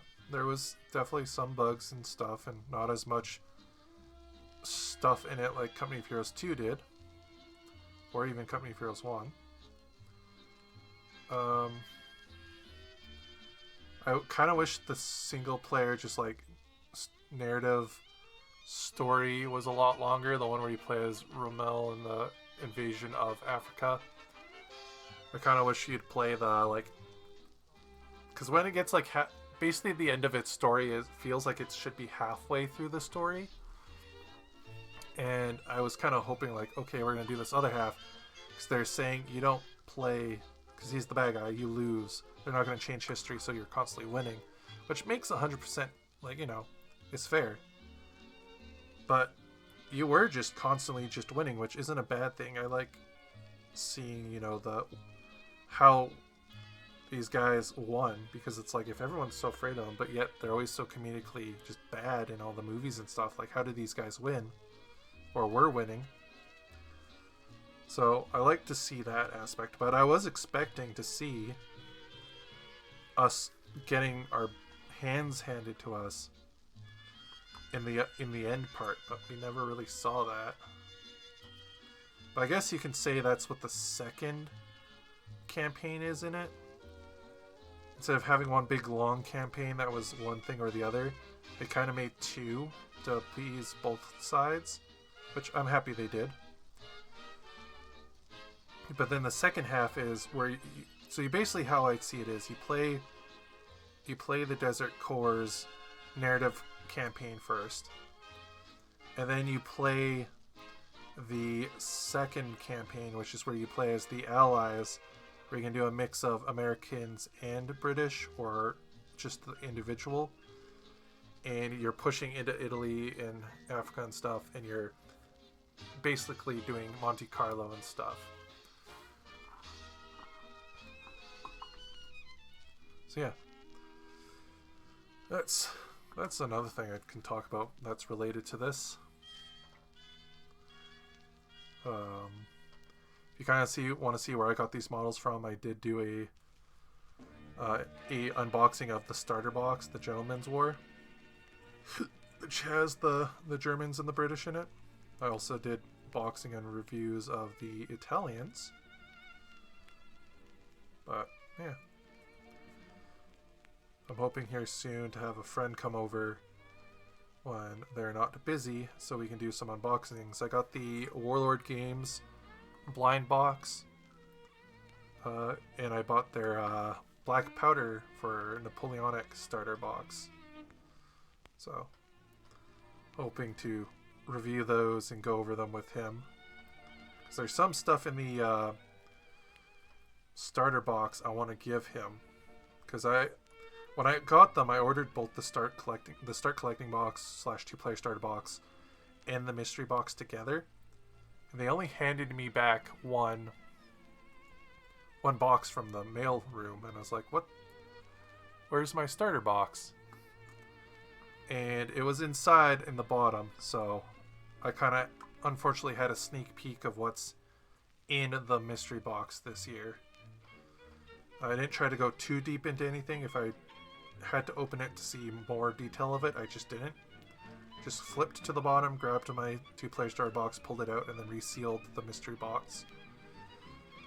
But as a little hint for those who may wanted to know what was in it, or who ordered it yourself and haven't got it yet, at least in my box, what we're painting is very relative to what you get in it. And it was also very ironic that I got into Napoleonics. And so they kind of gave me a little booster box of the two things I was recently doing. So, but yeah, he's getting a gift in there, which is the big money items in there that I'd say is worth it. I got 3 bolt action books, it looks like. Again, I didn't open the bag to see fully. I got 3 bolt action books. I got the 8th Army infantry box and the Stuart. I believe it's the British Stuart. It's the desert one. I don't know if that's the Dacca Stuart or not. I got that. I got some paints. Got some models. A little mix of everything. Pre-release box for some American Civil War. So if you're looking to think the pre-release or the sneak peek model was good this year, unless you're into epic black powder American Civil War stuff, it was not.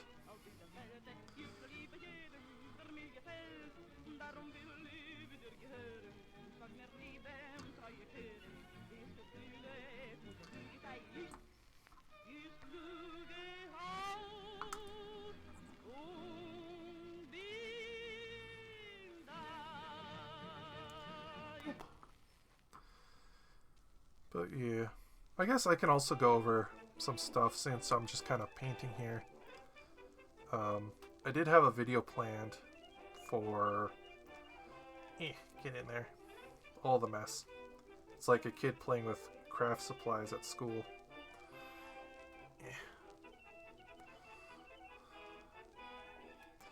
But anyways, I did there is a video I was going to do where I talk about getting out of Games Workshop and stuff. And all that. Completely just cold turkeying Games Workshop.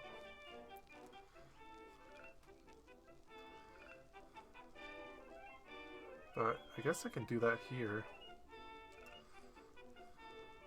So, for those who may not know who's tuning in, before I get into this, thank you so much for stopping by. If you want my attention to say hi and stuff, please go ahead, say hi. I like talk to you guys, hearing what you're doing, how your weekend's going. I do have issues with attention. I don't really have ADD or ADHD, I think. But I do get really hyper-focused into my tasks and stuff, so I may accidentally move a model off screen or not respond to you in the chat. So if I do anything like that, please use the sound notifications down below on the bottom of Twitch here to get my attention. Then I'll look. I'm currently doing a painting project where it's a challenge where I have to paint about a maximum of 2,000 points of bolt action or any historical war game, and it has to fit the theater. It has to be as accurate as I can get it, though we're not gonna, button count, rivet count, whatever, your models, but it basically just starting from scratch and painting up to match a theme. If you want to join, my videos have kind of the rules that we've laid down for it. My YouTube community has chosen my theater through a poll, and with a 5-person lead, it was Desert, German, and Italians. So basically 1942 was the era. So that's what we're doing. Today's thing we're doing is we're just if you didn't see it at the start, we airbrush primed everything and did the base paints of the uniform. And then now we are just going to do the texture paint. Challenge isn't really to speed or how fast we can paint this. It's more how long can we do this, and if we do like a slow pace, can you do it in 40 days while keeping, the theme and that sort of tabletop standard quality in your paint job. There's more to see for those who may not think they have time, or maybe were into hobbying and had a family stuff happen, kid, new job, if it's possible to do, and we're gonna see together. So don't expect this to be a high quality paint jobs sort of streams or videos. This is more for the bros and gals, the fam, if you want to say it, coming together to see if it's possible for those who live by the clock, if they can actually have time to do this without being too over the top. And as I always say, getting that first layer of paint down is always the most challenging part of any paint job.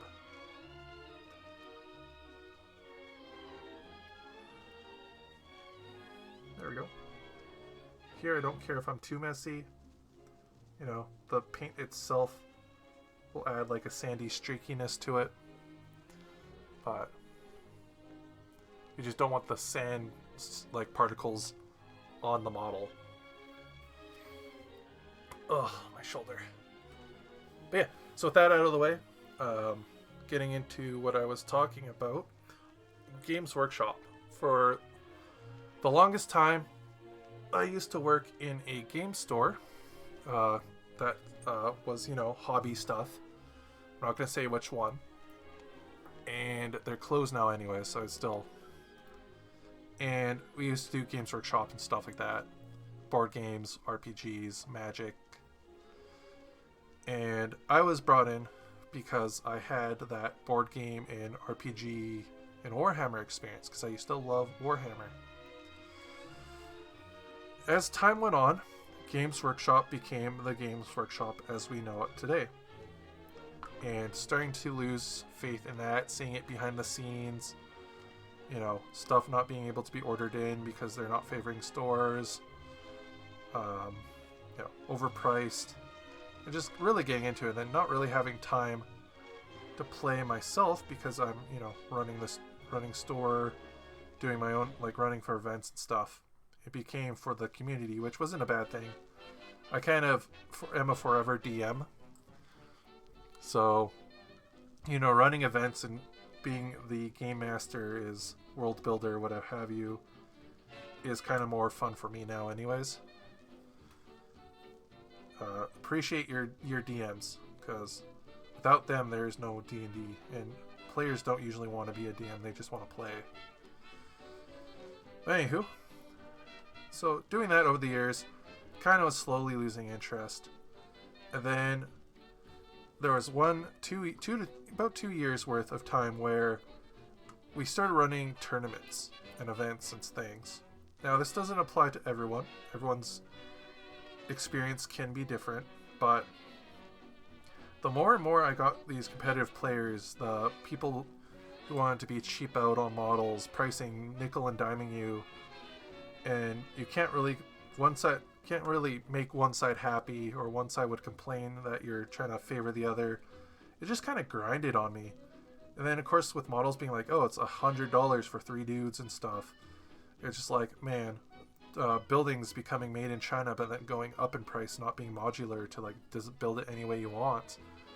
It wasn't good anymore.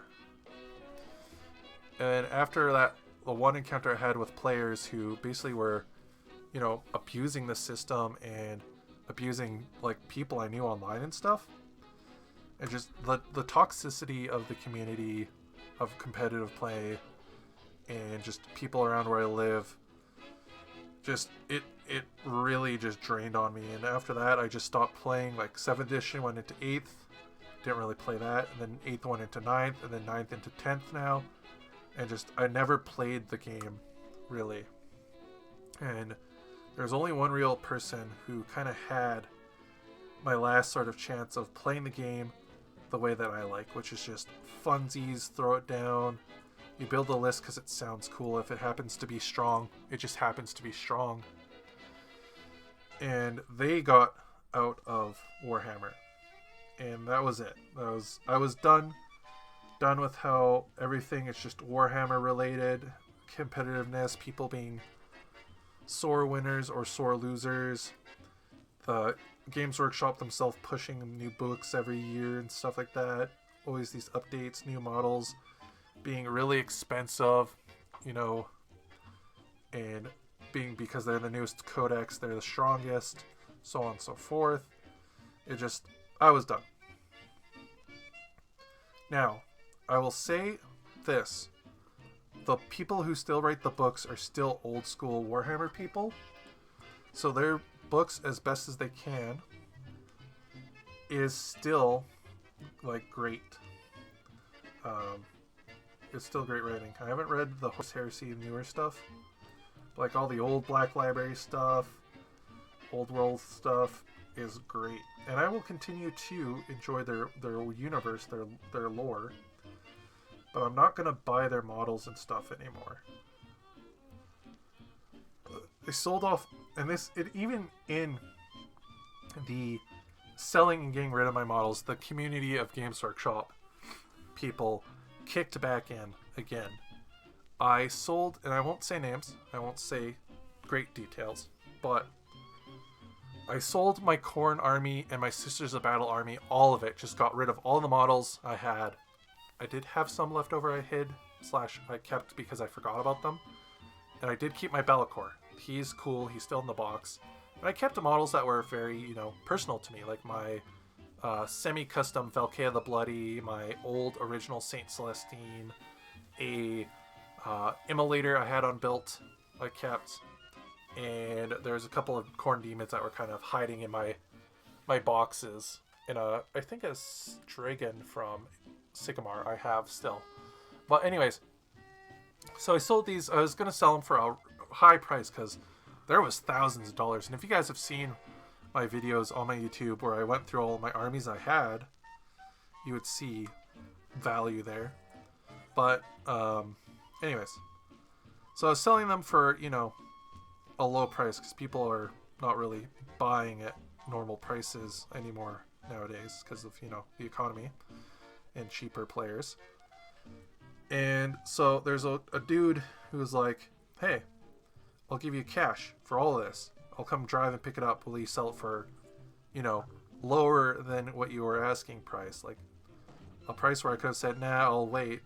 It's like, you know what, I'm just done. I just want to get rid of this. This is a person who plays, you know, talking to them on the phone. It sounds like, you know, they were really excited. They wanted to play it. And like, even if they were going to give a couple pieces away or maybe sell a model, you know, it's fine. There's a lot of models there. But as the guy gets it, you know, they actually pay, which is great. And when he comes to grab it, handshake and stuff, gets all my army cases, gets all the models, like freaking $4,000+ worth of value for way low price. And I start talking to somebody else later, a few days later, and they're like, yeah, hey, sorry to hear about you getting out of Warhammer and stuff, like, but is this your stuff? And I'm like, what do you mean?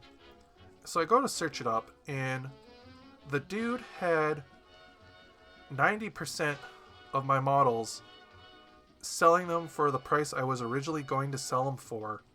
And even some of the models, like, were busted up and things. And even, like, the Sisters models. I had some of those old models, old Sister models from, like, back when I started them. And they were just destroyed. He just destroyed them. And he was basically profiting off my goodwill sales to him on this. And it just made me so pissed off for like the last 2 days that this guy scumbagioed me this. And so it's just like, man, even getting out of Games Workshop, I just can't get a break. Like, man. And then their excuse was, oh, it's the same thing as buying a 2-player starter box for yourself and selling the other half. It's like, there's a difference between buying a box from a retail store that has a set price brand new and, you know, buying somebody's personal collection without, you know, under the assumption you're going to keep all the models or use them for other projects or even sell a single squad or two. It's not... Instead, what you did was you went in as a business transaction as if you were the store buying from the supplier to sell to somebody else. And you kept the good stuff for yourself. And like, even some of the good stuff there was doubles of or something, he made into a list that you could sell and play. So, and all the things that he didn't want to build to fix. Oh, music is loud, let me lower it.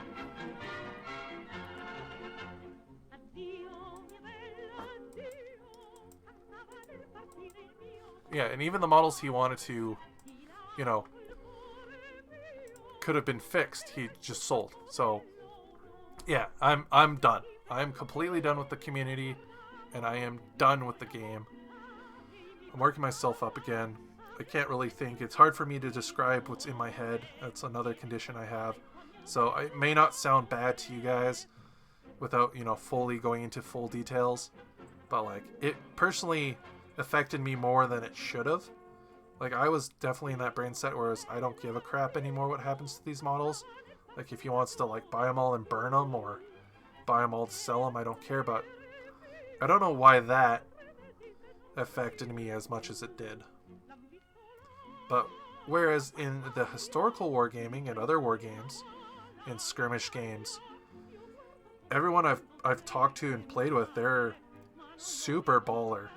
They've had no issues with competitiveness, no angle shooting, no like gimmicky stuff, no gotchas. Even the game companies themselves that make the stuff are very open-ended about what they're doing, how they do things, the spirit of the game. You can directly connect to them, and like they actually respond to you in a day instead of Games Workshop where they never respond to you. Like, it's so much better, and Warlord Games is kind of became my oasis, my sanctuary from wargaming. So I'm definitely a simp or a stan, whatever you want to call it, for Warlord games, whatever the kids use nowadays for terminology. And I will, until they do something, like I'm still watching, like there's a, last year or two they raised some prices, they're messing around with shipping, and it's kind of like calling it out and being like, hey, what's going on? But they kind of fix their stuff around, though there's some places where the big place that carries this, their prices are very high for what these boxes should actually be priced, or like, you know, what other local stores normally price stuff at. But I'm still just happy it's there. And it being a higher price causes me to, you know, actually take time to research and work on what I already own, instead of, you know, just spending so much. But yeah, that's really that on that end. Kind of just rambling here about it, but that's what happened and why I'm doing this stuff instead of, you know, Warhammer.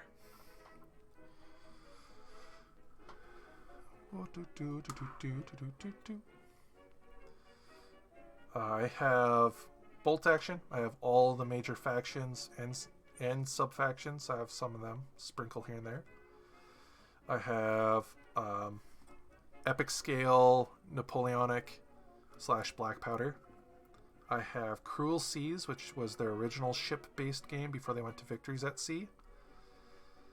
I have Combat Arms, which is their campaign / board game system for World War II. I have a bunch of stuff for Conflict 47, which I'm super happy that Warlord Games bought the rights for, though I hope they keep the Clockwork Goblin stuff, because I really loved their comic and was hoping for them to actually make their movie / game that they wanted to. It's awesome. So I'm hoping Warlord Games continues with that stuff, but lets them create their comics still. The guy who works there is pretty nice. I've talked to him a few times.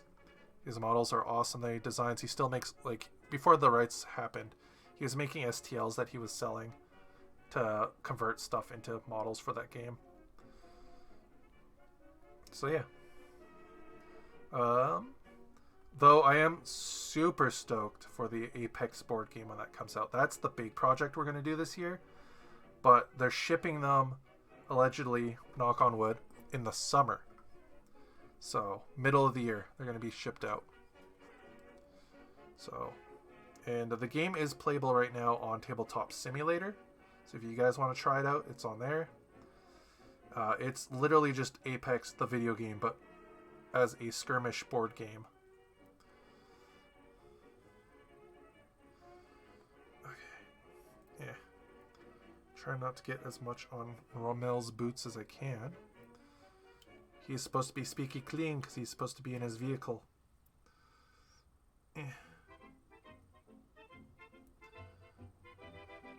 There we go.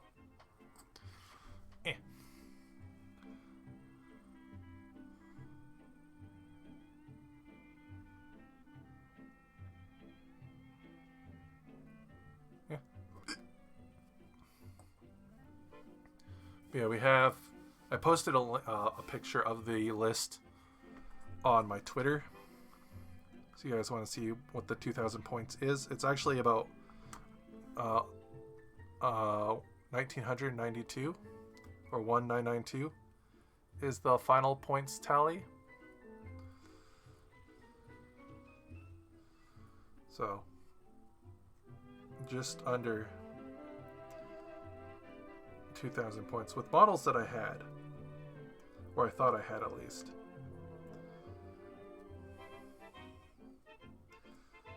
Definitely have a lot of Italian stuff. There was a time where every time I ordered from Warlord for like little paint supply or a gift for somebody, if you spend a lot of money there or you just order constantly through them, they're very nice and they'll throw you spare sprues or something that they have left. So if they're like making their boxes of stuff and they have like an extra sprue left over, somebody who's packing your box will just kind of throw it into your box and send it. And if you're constantly getting things through them and they know you, they'll just, almost every other box will have a sprue in it. And the more they do it, the more they'll know you. So for the longest time, when they started to finally give me sprues, they were just kind of giving me random ones that were for different games. And then after that, it's always been bolt action stuff I was being given.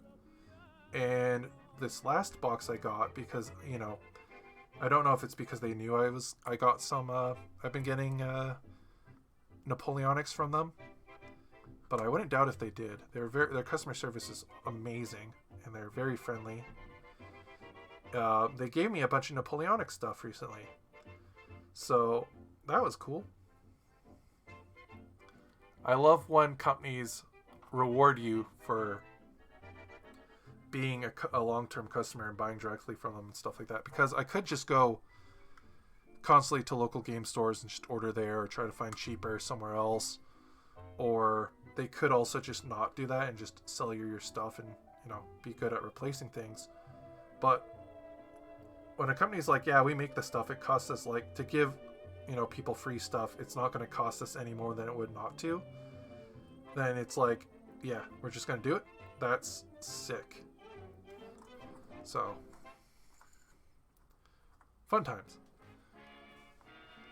You could also, with this, do a gravel paint to represent, you know, a dirt road that they've made in the desert, or to represent the inside of a city that they may be outposted at.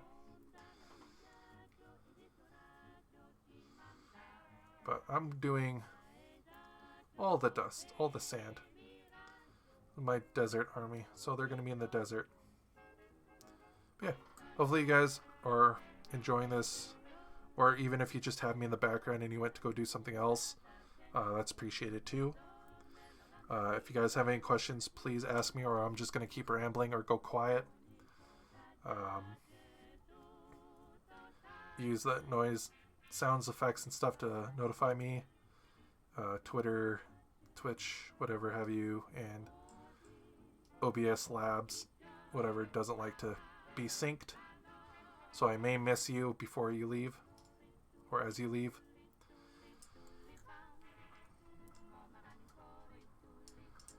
So I will say, if this does intrigue you, and, you know, maybe a World War II game that's based on the old ways of Warhammer, because it is made by the original Warhammer creator guys, up to, I think they had a dip in 6th and 7th, but they did definitely make 5th edition 40k and helped with 6, like 4th to 6th they were called in to work on, and it's great. It's like what 7th edition should have been, is what Bolt Action 2nd edition is.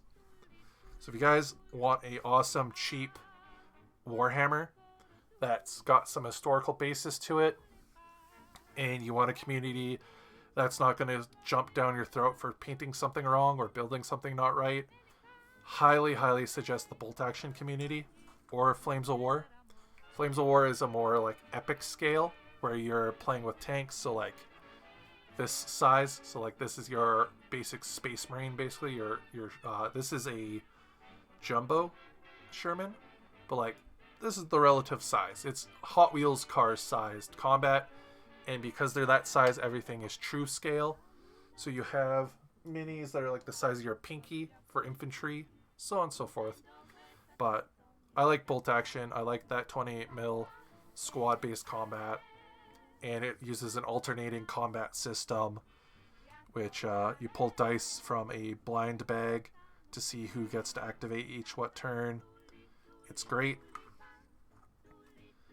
And yeah, very simple rules. Everyone uses kind of the same rules, so like a rifle in one squad is the same rifle in somebody else's squad.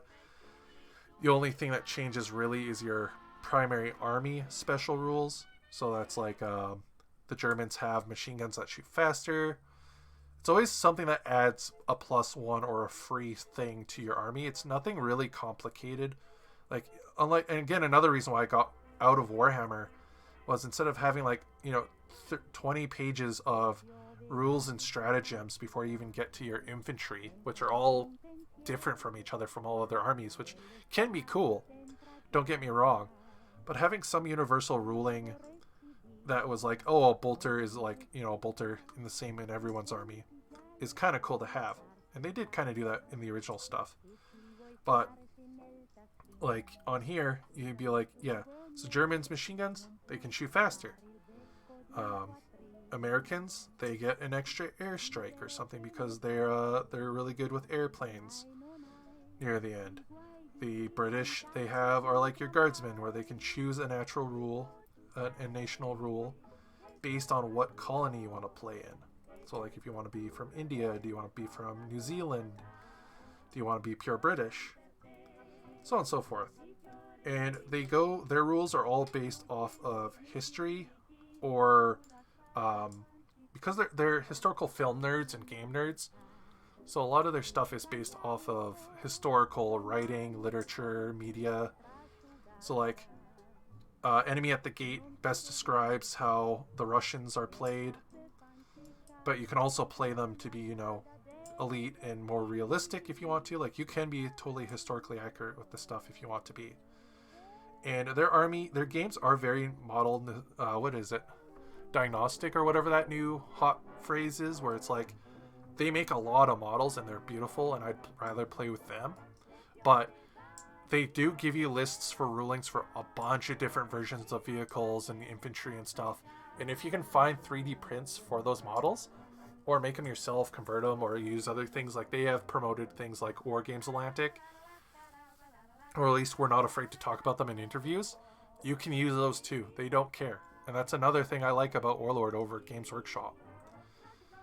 And so this is a game that has many theaters. It crosses from very early 1939 invasion of like countries before Poland and even the Spanish Civil War, all the way up to the up to even Korea. It goes all the way into Korea, and soon, now with Bolt Action 3rd Edition coming out, maybe someday we'll get Vietnam, because there is a bunch of Vietnam models out there.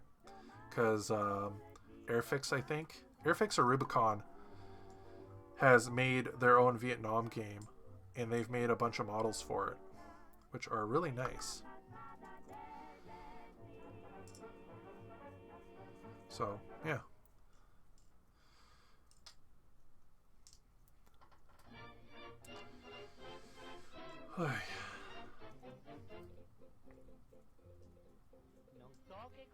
What time is it? That's the question.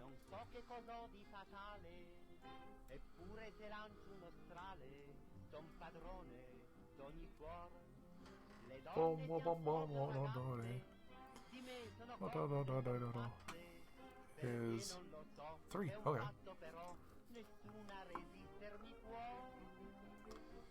I got some time.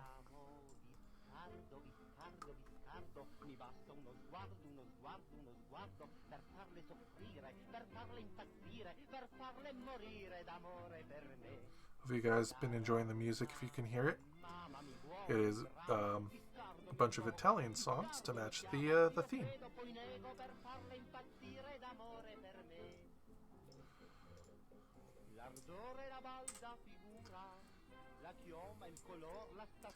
Now, if I had a PNG thing, or if I could figure out PNG tubing, I would. I'd definitely get my OC, get her as a character. She still doesn't have a name. If you guys can think of a name, that'd be helpful. But she's this jackal girl that I based off of from a VR chat model I had a long time ago. But she is a jackal girl, which is Egyptian themed, with the eye of Horus kind of tattooed on her face, red eyes, long black hair, jackal feet, ears, you know, wears shirts with hieroglyphs on it, blue jean shorts, and her whole gimmick is she's basically like me. So, but in her world, she works for the military.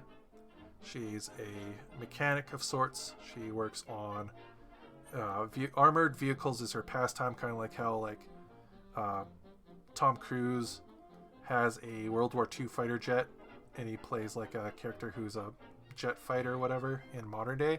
It's kind of like that. She has generic insert World War II tank here, but she works on advanced armor systems for her country, army, whatever you want to call it. Made up world thing. It's like body armor and stuff, like Robotech, like the suits that they would wear in Robotech that would turn into motorcycles. Like that stuff. And yeah, she has friends from the different games I've played that are basically my characters. And she builds models, is into historical stuff, and all that. And in one of the pictures I have is her sitting with the other characters in their said tank that they have built back, and they kind of just chilling together, just, you know, relaxing. That's the picture you'd see at the start screen here. Actually, give me a second. If I finish this base here, I'll switch to the starting screen and you guys can see the picture of what she looks like.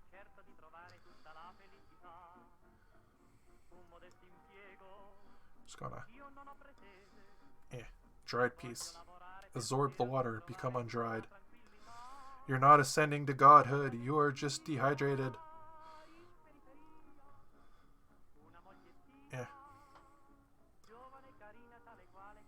There we go. I also have little plants and trees and shrubberies to put on these bases too. Bonk. Switch to the start screen. So yeah, so here you can see in the middle, that's what the fuck?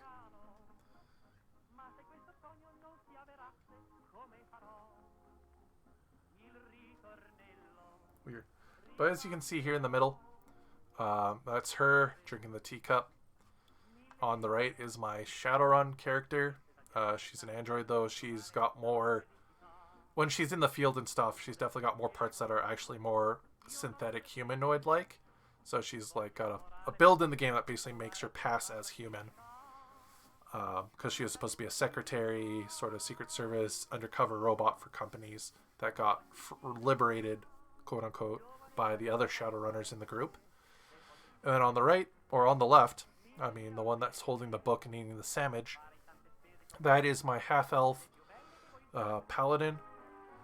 She is basically brought into every new game system that I discover that's an RPG for the Rule Blender series, and I basically built her in the game to see what I can do with it, so I can understand how to make characters, so I can teach my players how to build characters. And they're inside of a turret of a tank that, if you guys know your stuff, you'll know what it is, you'll know where this pose is from. But yeah, they're just chilling in the field, having a day to themselves, enjoying the weekend. She's on leave or whatever. And yeah, so we'll get back to the camera. But yeah, I just wanted to show you guys that.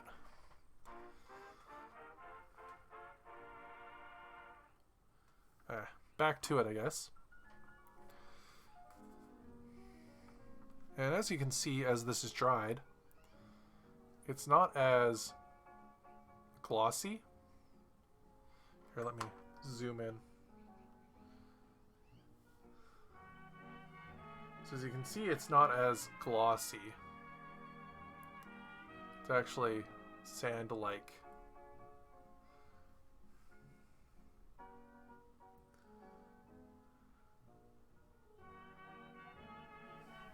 And of course on the larger base here, it's easier to see.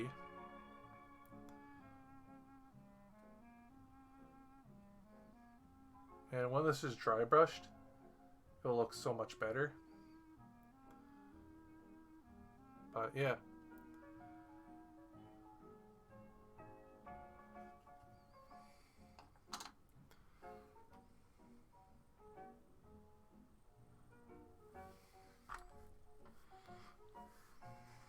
Boop, ba-doop, ba-doop, ba-doop, boop.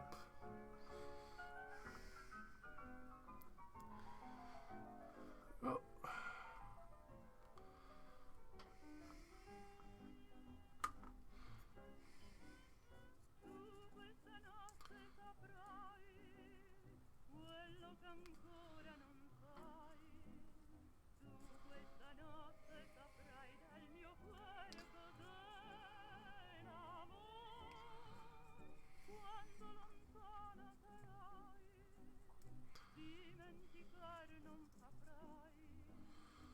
belle parole che con un sospiro ti voglio dire. Per me il grande amore sei solo tu. Vorrei con te sognare nulla più. Tu questa notte saprai quello che ancora non Yeah. sai. Come on. Tu questa notte saprai dal mio cuore cos'è. Trying to get all that excess paint that's trying to get out from the cup.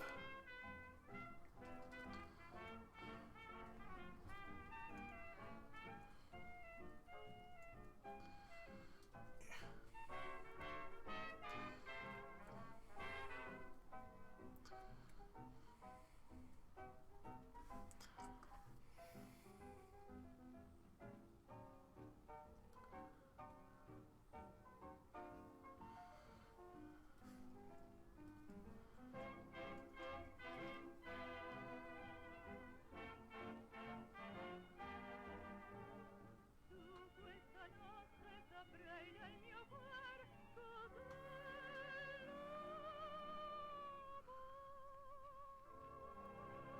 That's as good as I'm gonna get it.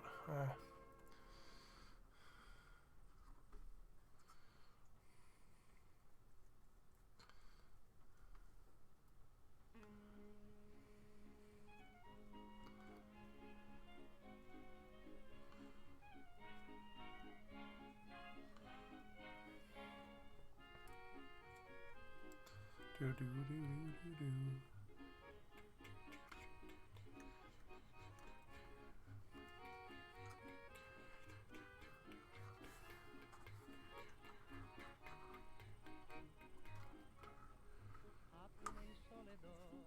This would be good music for a rubber duck game. A plastic duck game. volando sul verde pian e un coro di piffera isode di lontano.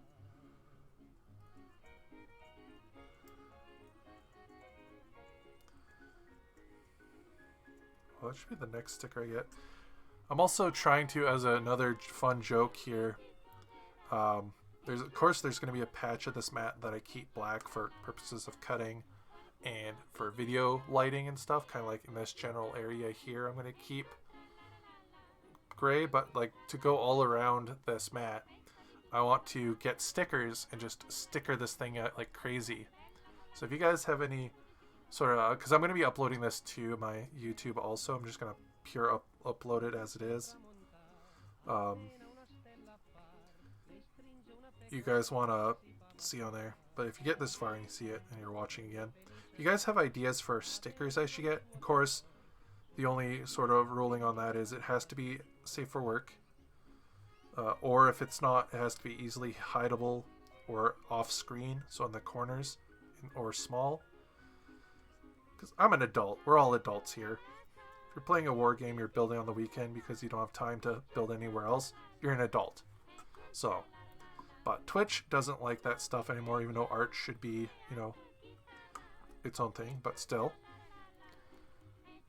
If you guys have any suggestions of characters you want to see or something that I might be into, just let me know down below. Just say, hey, I have a sticker idea. Have you ever heard of this character? And I'll go look for it. Or this company makes them drinking tea or something, you know.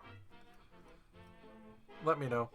I'm also trying to find a place that will take photos I have and turn them into decals for my tanks, because I want to get a bunch of those like World War II bomber pinup girls for my tanks.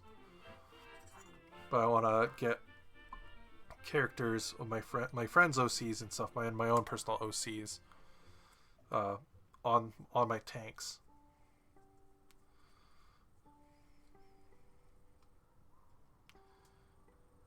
And I guess on the topic of OCs, is it me, or does anyone else feel weird about seeing their characters they created in suggestive ways?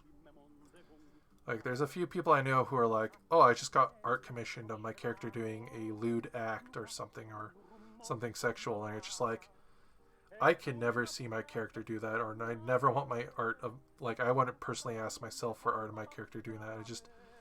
It's weird. I don't know why.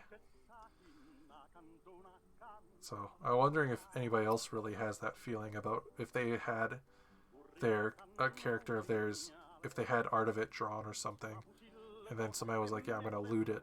What would they do? What would they say?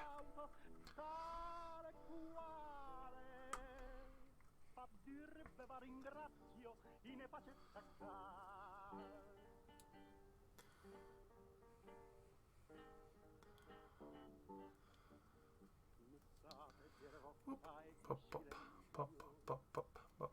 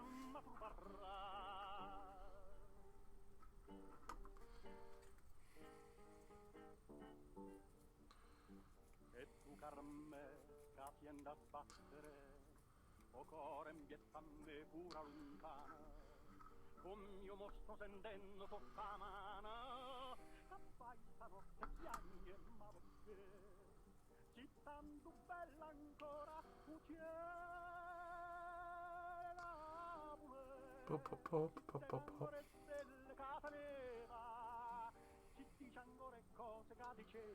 Boop, boop, boop, boop, doop, doop.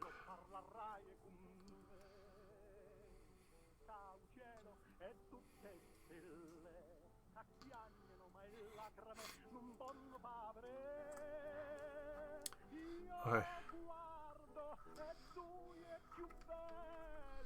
Start my paint again. It's getting separated.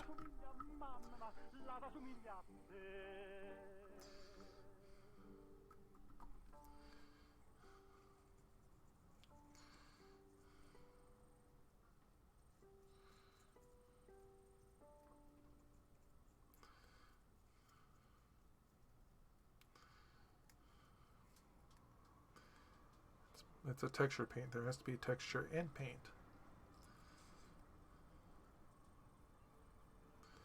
There we go.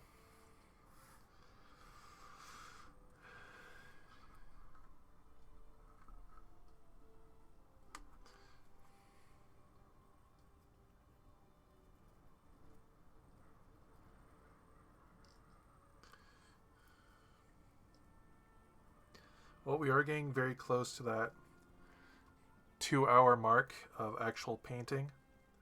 So I will be having to leave here soon because I do have other plans today. Plus, again, the challenge was only to do about 2 to 4 hours.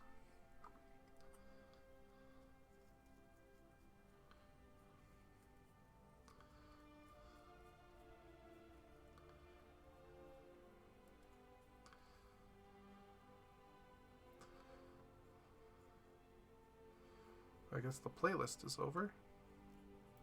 Though I'm not, I'm not against this song or this music that just came up.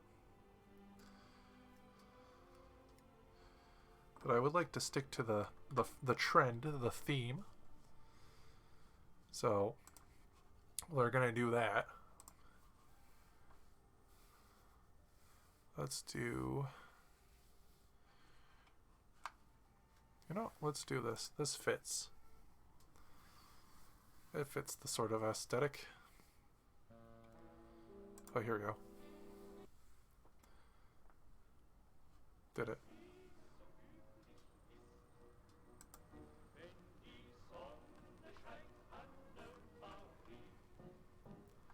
There we go.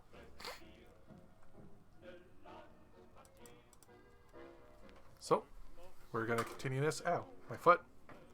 Eh.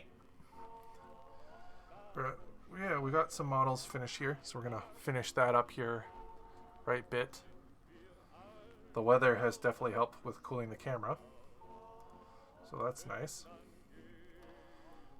Yeah, we're gonna finish basically the texture paints here, and we'll do a final kind of look at of our progress, and then I will tomorrow start the base painting of the units. Now I don't know if I'll stream it, but again I'll definitely post pictures of it on Twitter. But so far a successful first day of the challenge. And again, if you guys want to be a part of this, the rules are in my challenge video playlist on my YouTube, which you can find the links for it down below in my little Twitch bio, whatever, for my YouTube page. Or I'd point out my subscription there, but it's blurred out and, you know, covered by models. But, you know, it is what it is. But basically, for those who do not want to go there, the challenge is it's got to be a Warlord or Skytrex, because that's their other company. That's their Forge World models. It has to be unprimed, though I did fail at that because of the minimal models I had. If you're like me, where you can't really spend money, or you have models in different phases, that's okay too. Try to at least keep the models under two or less colors already painted on them. And you're making a army that's 1,500 points minimum to 2,000 points maximum, and you're painting them to match a theater or theme or era, depending on if you want to do, like, you know, Black Powder stuff, Age of Bronze stuff, even sci-fi stuff like Judge Dredd or Conflict 47. As long as the army you're building and painting all fits a specific theme or theater, that is the goal. And the goal isn't to how fast can you paint these or how good can you paint these. It's, can you get it done in that 40 days if you take your time only spending a couple hours, maybe once every other day, or spending a whole weekend just rushing through it, taking breaks and water and stuff.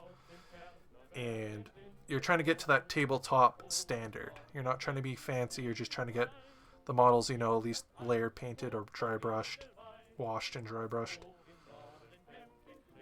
And yeah, and then at the end of the 40 days, we will, if anybody wanted to join, I have a hashtag, which is it should be in the title of this. If not, I'll post it right now. Where is it? Where's my thing? It is not. I will post it. That is my bad. But if you want to join this challenge, it is that.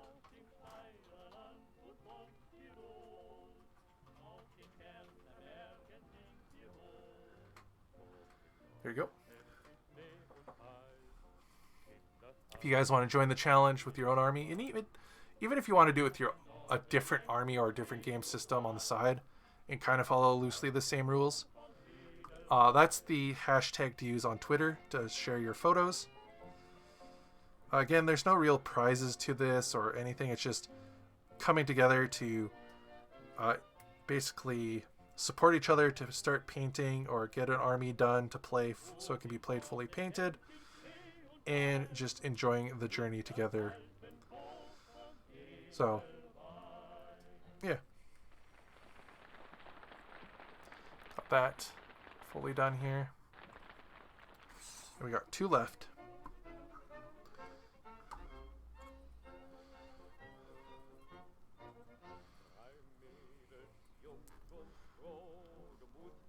Again, sorry for my fingers blocking the way. I don't have a great way to angle this camera to see my hand. Maybe someday I'll find a way to hide the camera on, it's securely too. That's the major thing, because expensive camera. Put my camera maybe on top of my mini fridge or something, and so it can angle to my right instead of my left. but just for like airbrushing and base texture painting, I don't think this is too much of a problem. Because, you know, you're here for my electric personality, and my spirit animal is Depresso from freaking Pal World.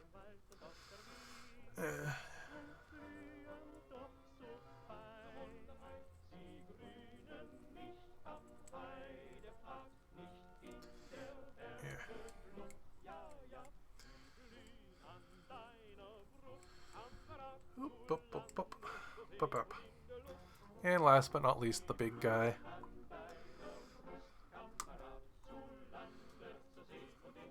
So now, because this oval here is so much bigger, well, seeing as this oval is so much bigger, we can take this end of it and use it. So I'm basically gonna just wipe off this part here into the cup and dip quickly, wipe it off, and we're just gonna grab this part here, this top part here, this bent scoopy part, and we're just gonna do that. And just like, you know, normal painting, you want a brush that's appropriate for the size of what you're doing. So you don't want it to be over the top big, but you also don't want it to be super tiny, or you're going to be here forever and it's just going to dry at different times of the layers, so it's just going to look slightly off. But you could probably get, you know, cool effects doing it that way.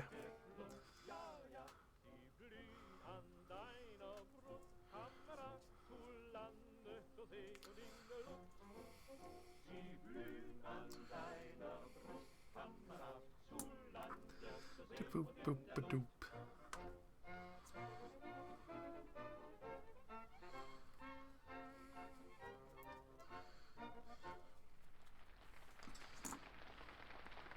Pop. Ba-doop, pop.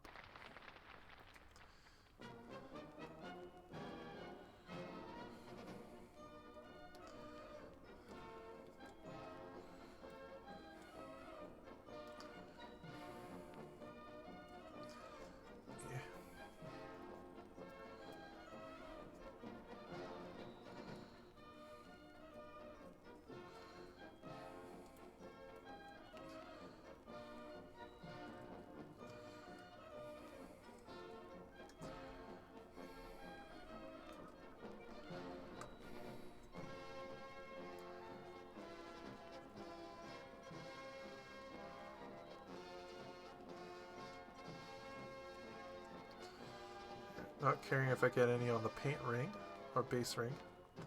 Just make sure I get the sand off of it. The paint is fine. The sand, though, we want off.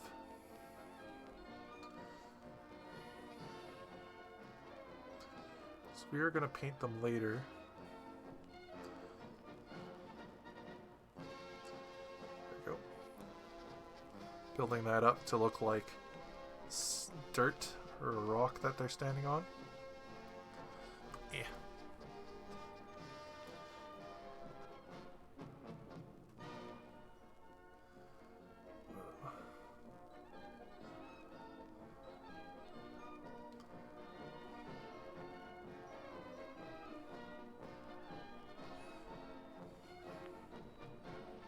There we go. And his foot's kind of messed up anyways, so having some texture on the boot ain't gonna be a bad thing for me in the long run. But yeah. I think that is it. Bam.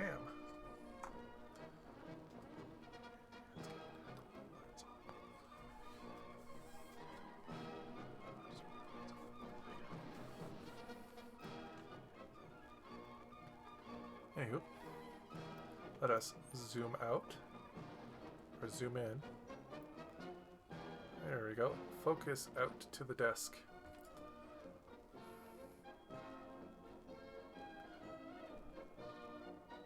There you go.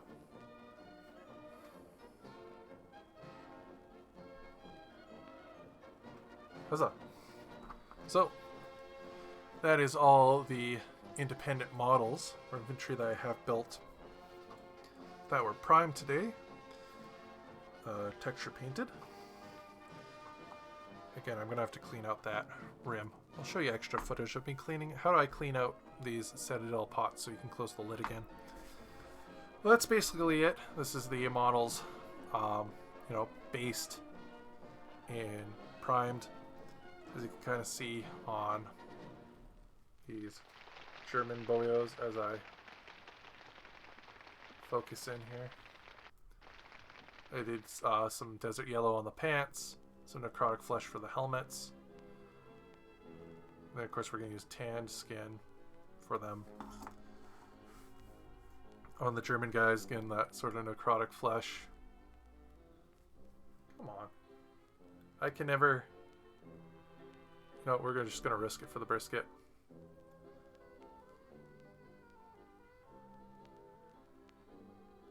There we go. As you can see here, we have necrotic flesh on the shirt. And then that desert yellow on the pants here. As I just fling the model into the stratosphere. And then we have him somewhere here. Here he is, Rommel. So we're doing the traditional sort of Rommel here. So he has a white shirt and yellow pants.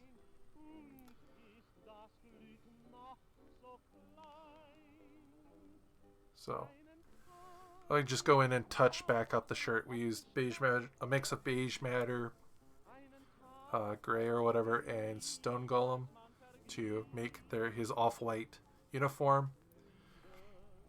And then to kind of show off the Bizzlegari, we have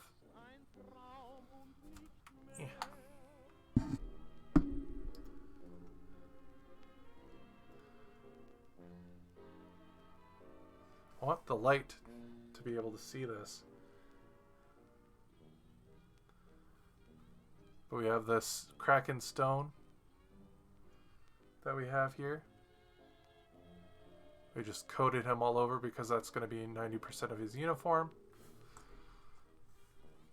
And yeah.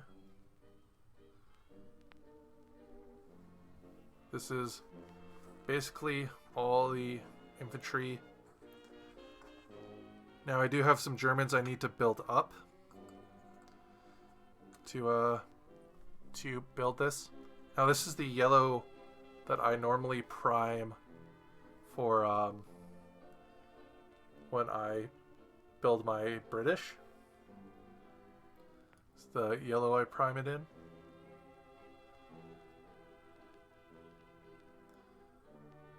But it works for this too. Once they're washed, they're all going to be kind of, you know, look the same-ish anyways, so it's not going to be that much of an issue.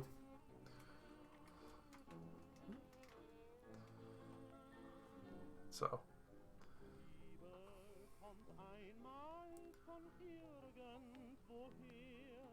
there we go. So yeah, so that's basically it for today.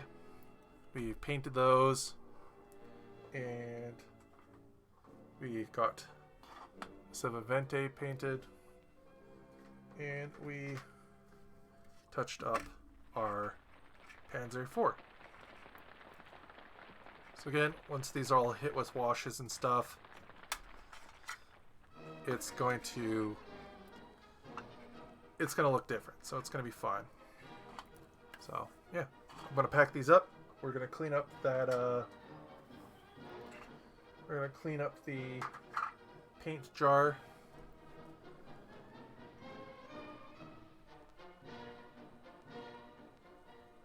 And then we'll get to it.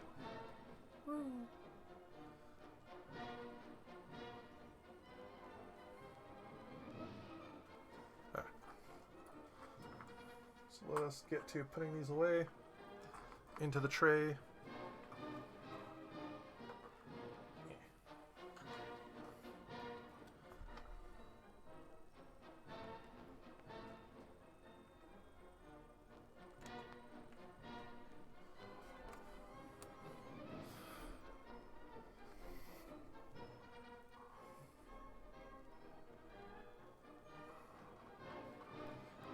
why the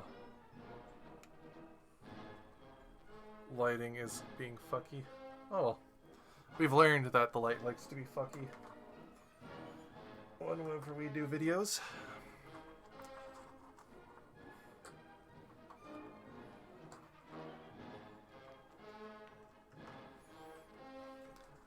Got these paint still drying, so we got to be careful with them. Don't want to scrape them too hard.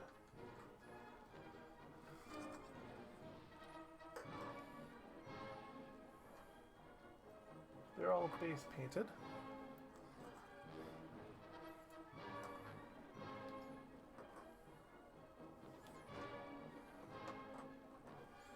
There you go, one last piece.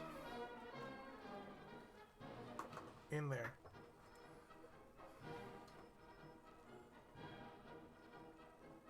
Okay. So, I guess on our last piece here, guys are going to show you how to basically clean out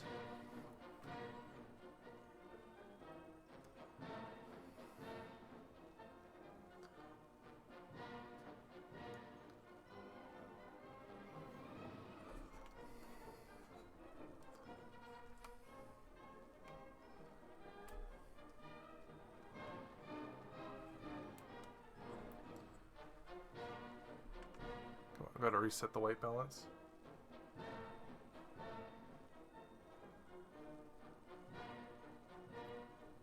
There we go. Camera is smart, but sometimes camera is dumb. But anywho. So, forgive me, it's all manual hand things that I have to do with this. So, I don't have a big bright light shining over me directly above to make no shadows, but this matte definitely helps. Having this nice black with red dark color matte for the light to reflect off of does help. But anyways, this is your bonus content before the camera does its thing and dies. Put our texture brush into here for now. But what I like to do is there's dental tools, these guys right here. These used to be for Games Workshop for sculpting, and they are made for that. I do have one that I do use, which is this one here. I use this one relatively for just that.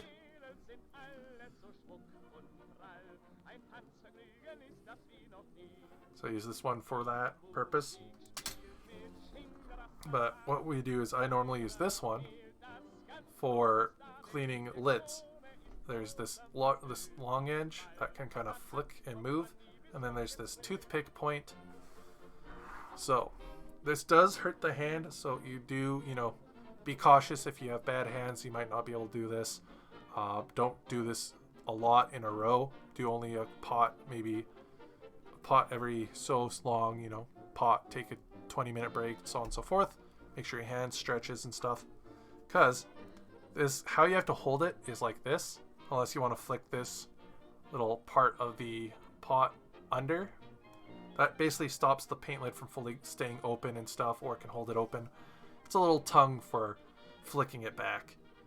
But anyways, what we're going to do is we're going to go in here. This is a lot easier to do on normal paints and a lot cleaner, but this is texture paint and we can save this actually. So what we're going to do is we're going to go in here with this pick, and we're just going to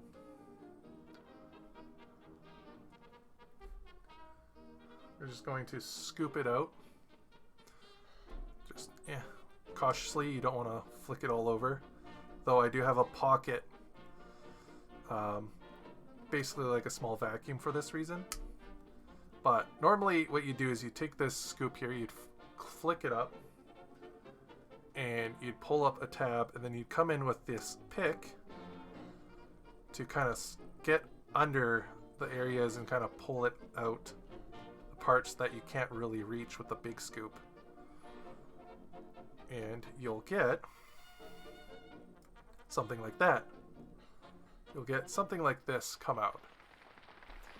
Again, in the sunlight.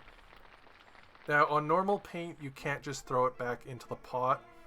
it's dried up already, it's just gonna affect it. It might be a good shaker material, but I leave that up to you to just depend what you want to do with your own paint. Because this is a texture paint, all that is just dried up material. So any chunks that I can save that come out willingly, like this piece here, I can just throw back into the pot, because the granules, whatever, will come off and go back into the paint. And then we just boop, boop, boop. Grab any piece here. Be careful not to smudge it too much. And there you go. And that's how you have a clean base ring. Now, on some of your other paints that are very problematic, like their darker browns or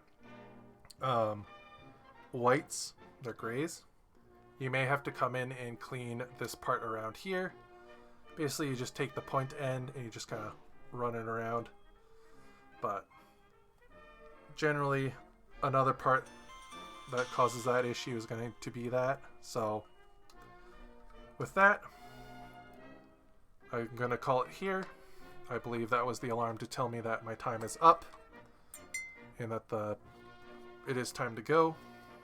So thank you all so much for coming by and watching the stream and enjoying some painting with me. Hopefully you guys come back next weekend when I do more of this painting challenge and we actually get into painting the model, doing units, or I might even have the box so we can review the starter box and build the models with that. So please stay around. We're gonna go raid somebody else that I like to follow on this channel and go say hi to them and, you know, just say Viva la France or something. I know, Avante. Okay, we're gonna shout Avante at them. So if I can spell it, we'll shout.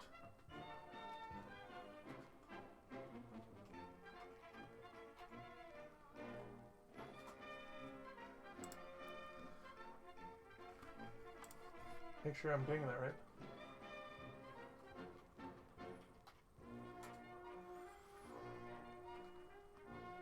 No, you stupid machine.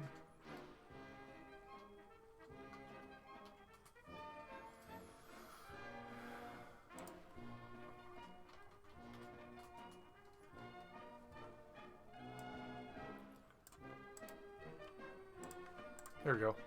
I found it. But you're gonna shut that at them. Yeah, we're gonna go raid a group.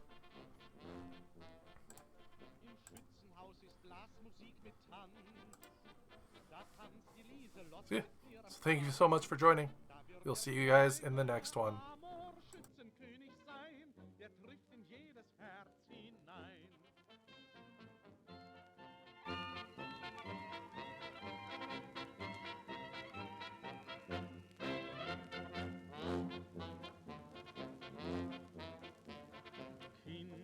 Lustig sein, Hollandrio.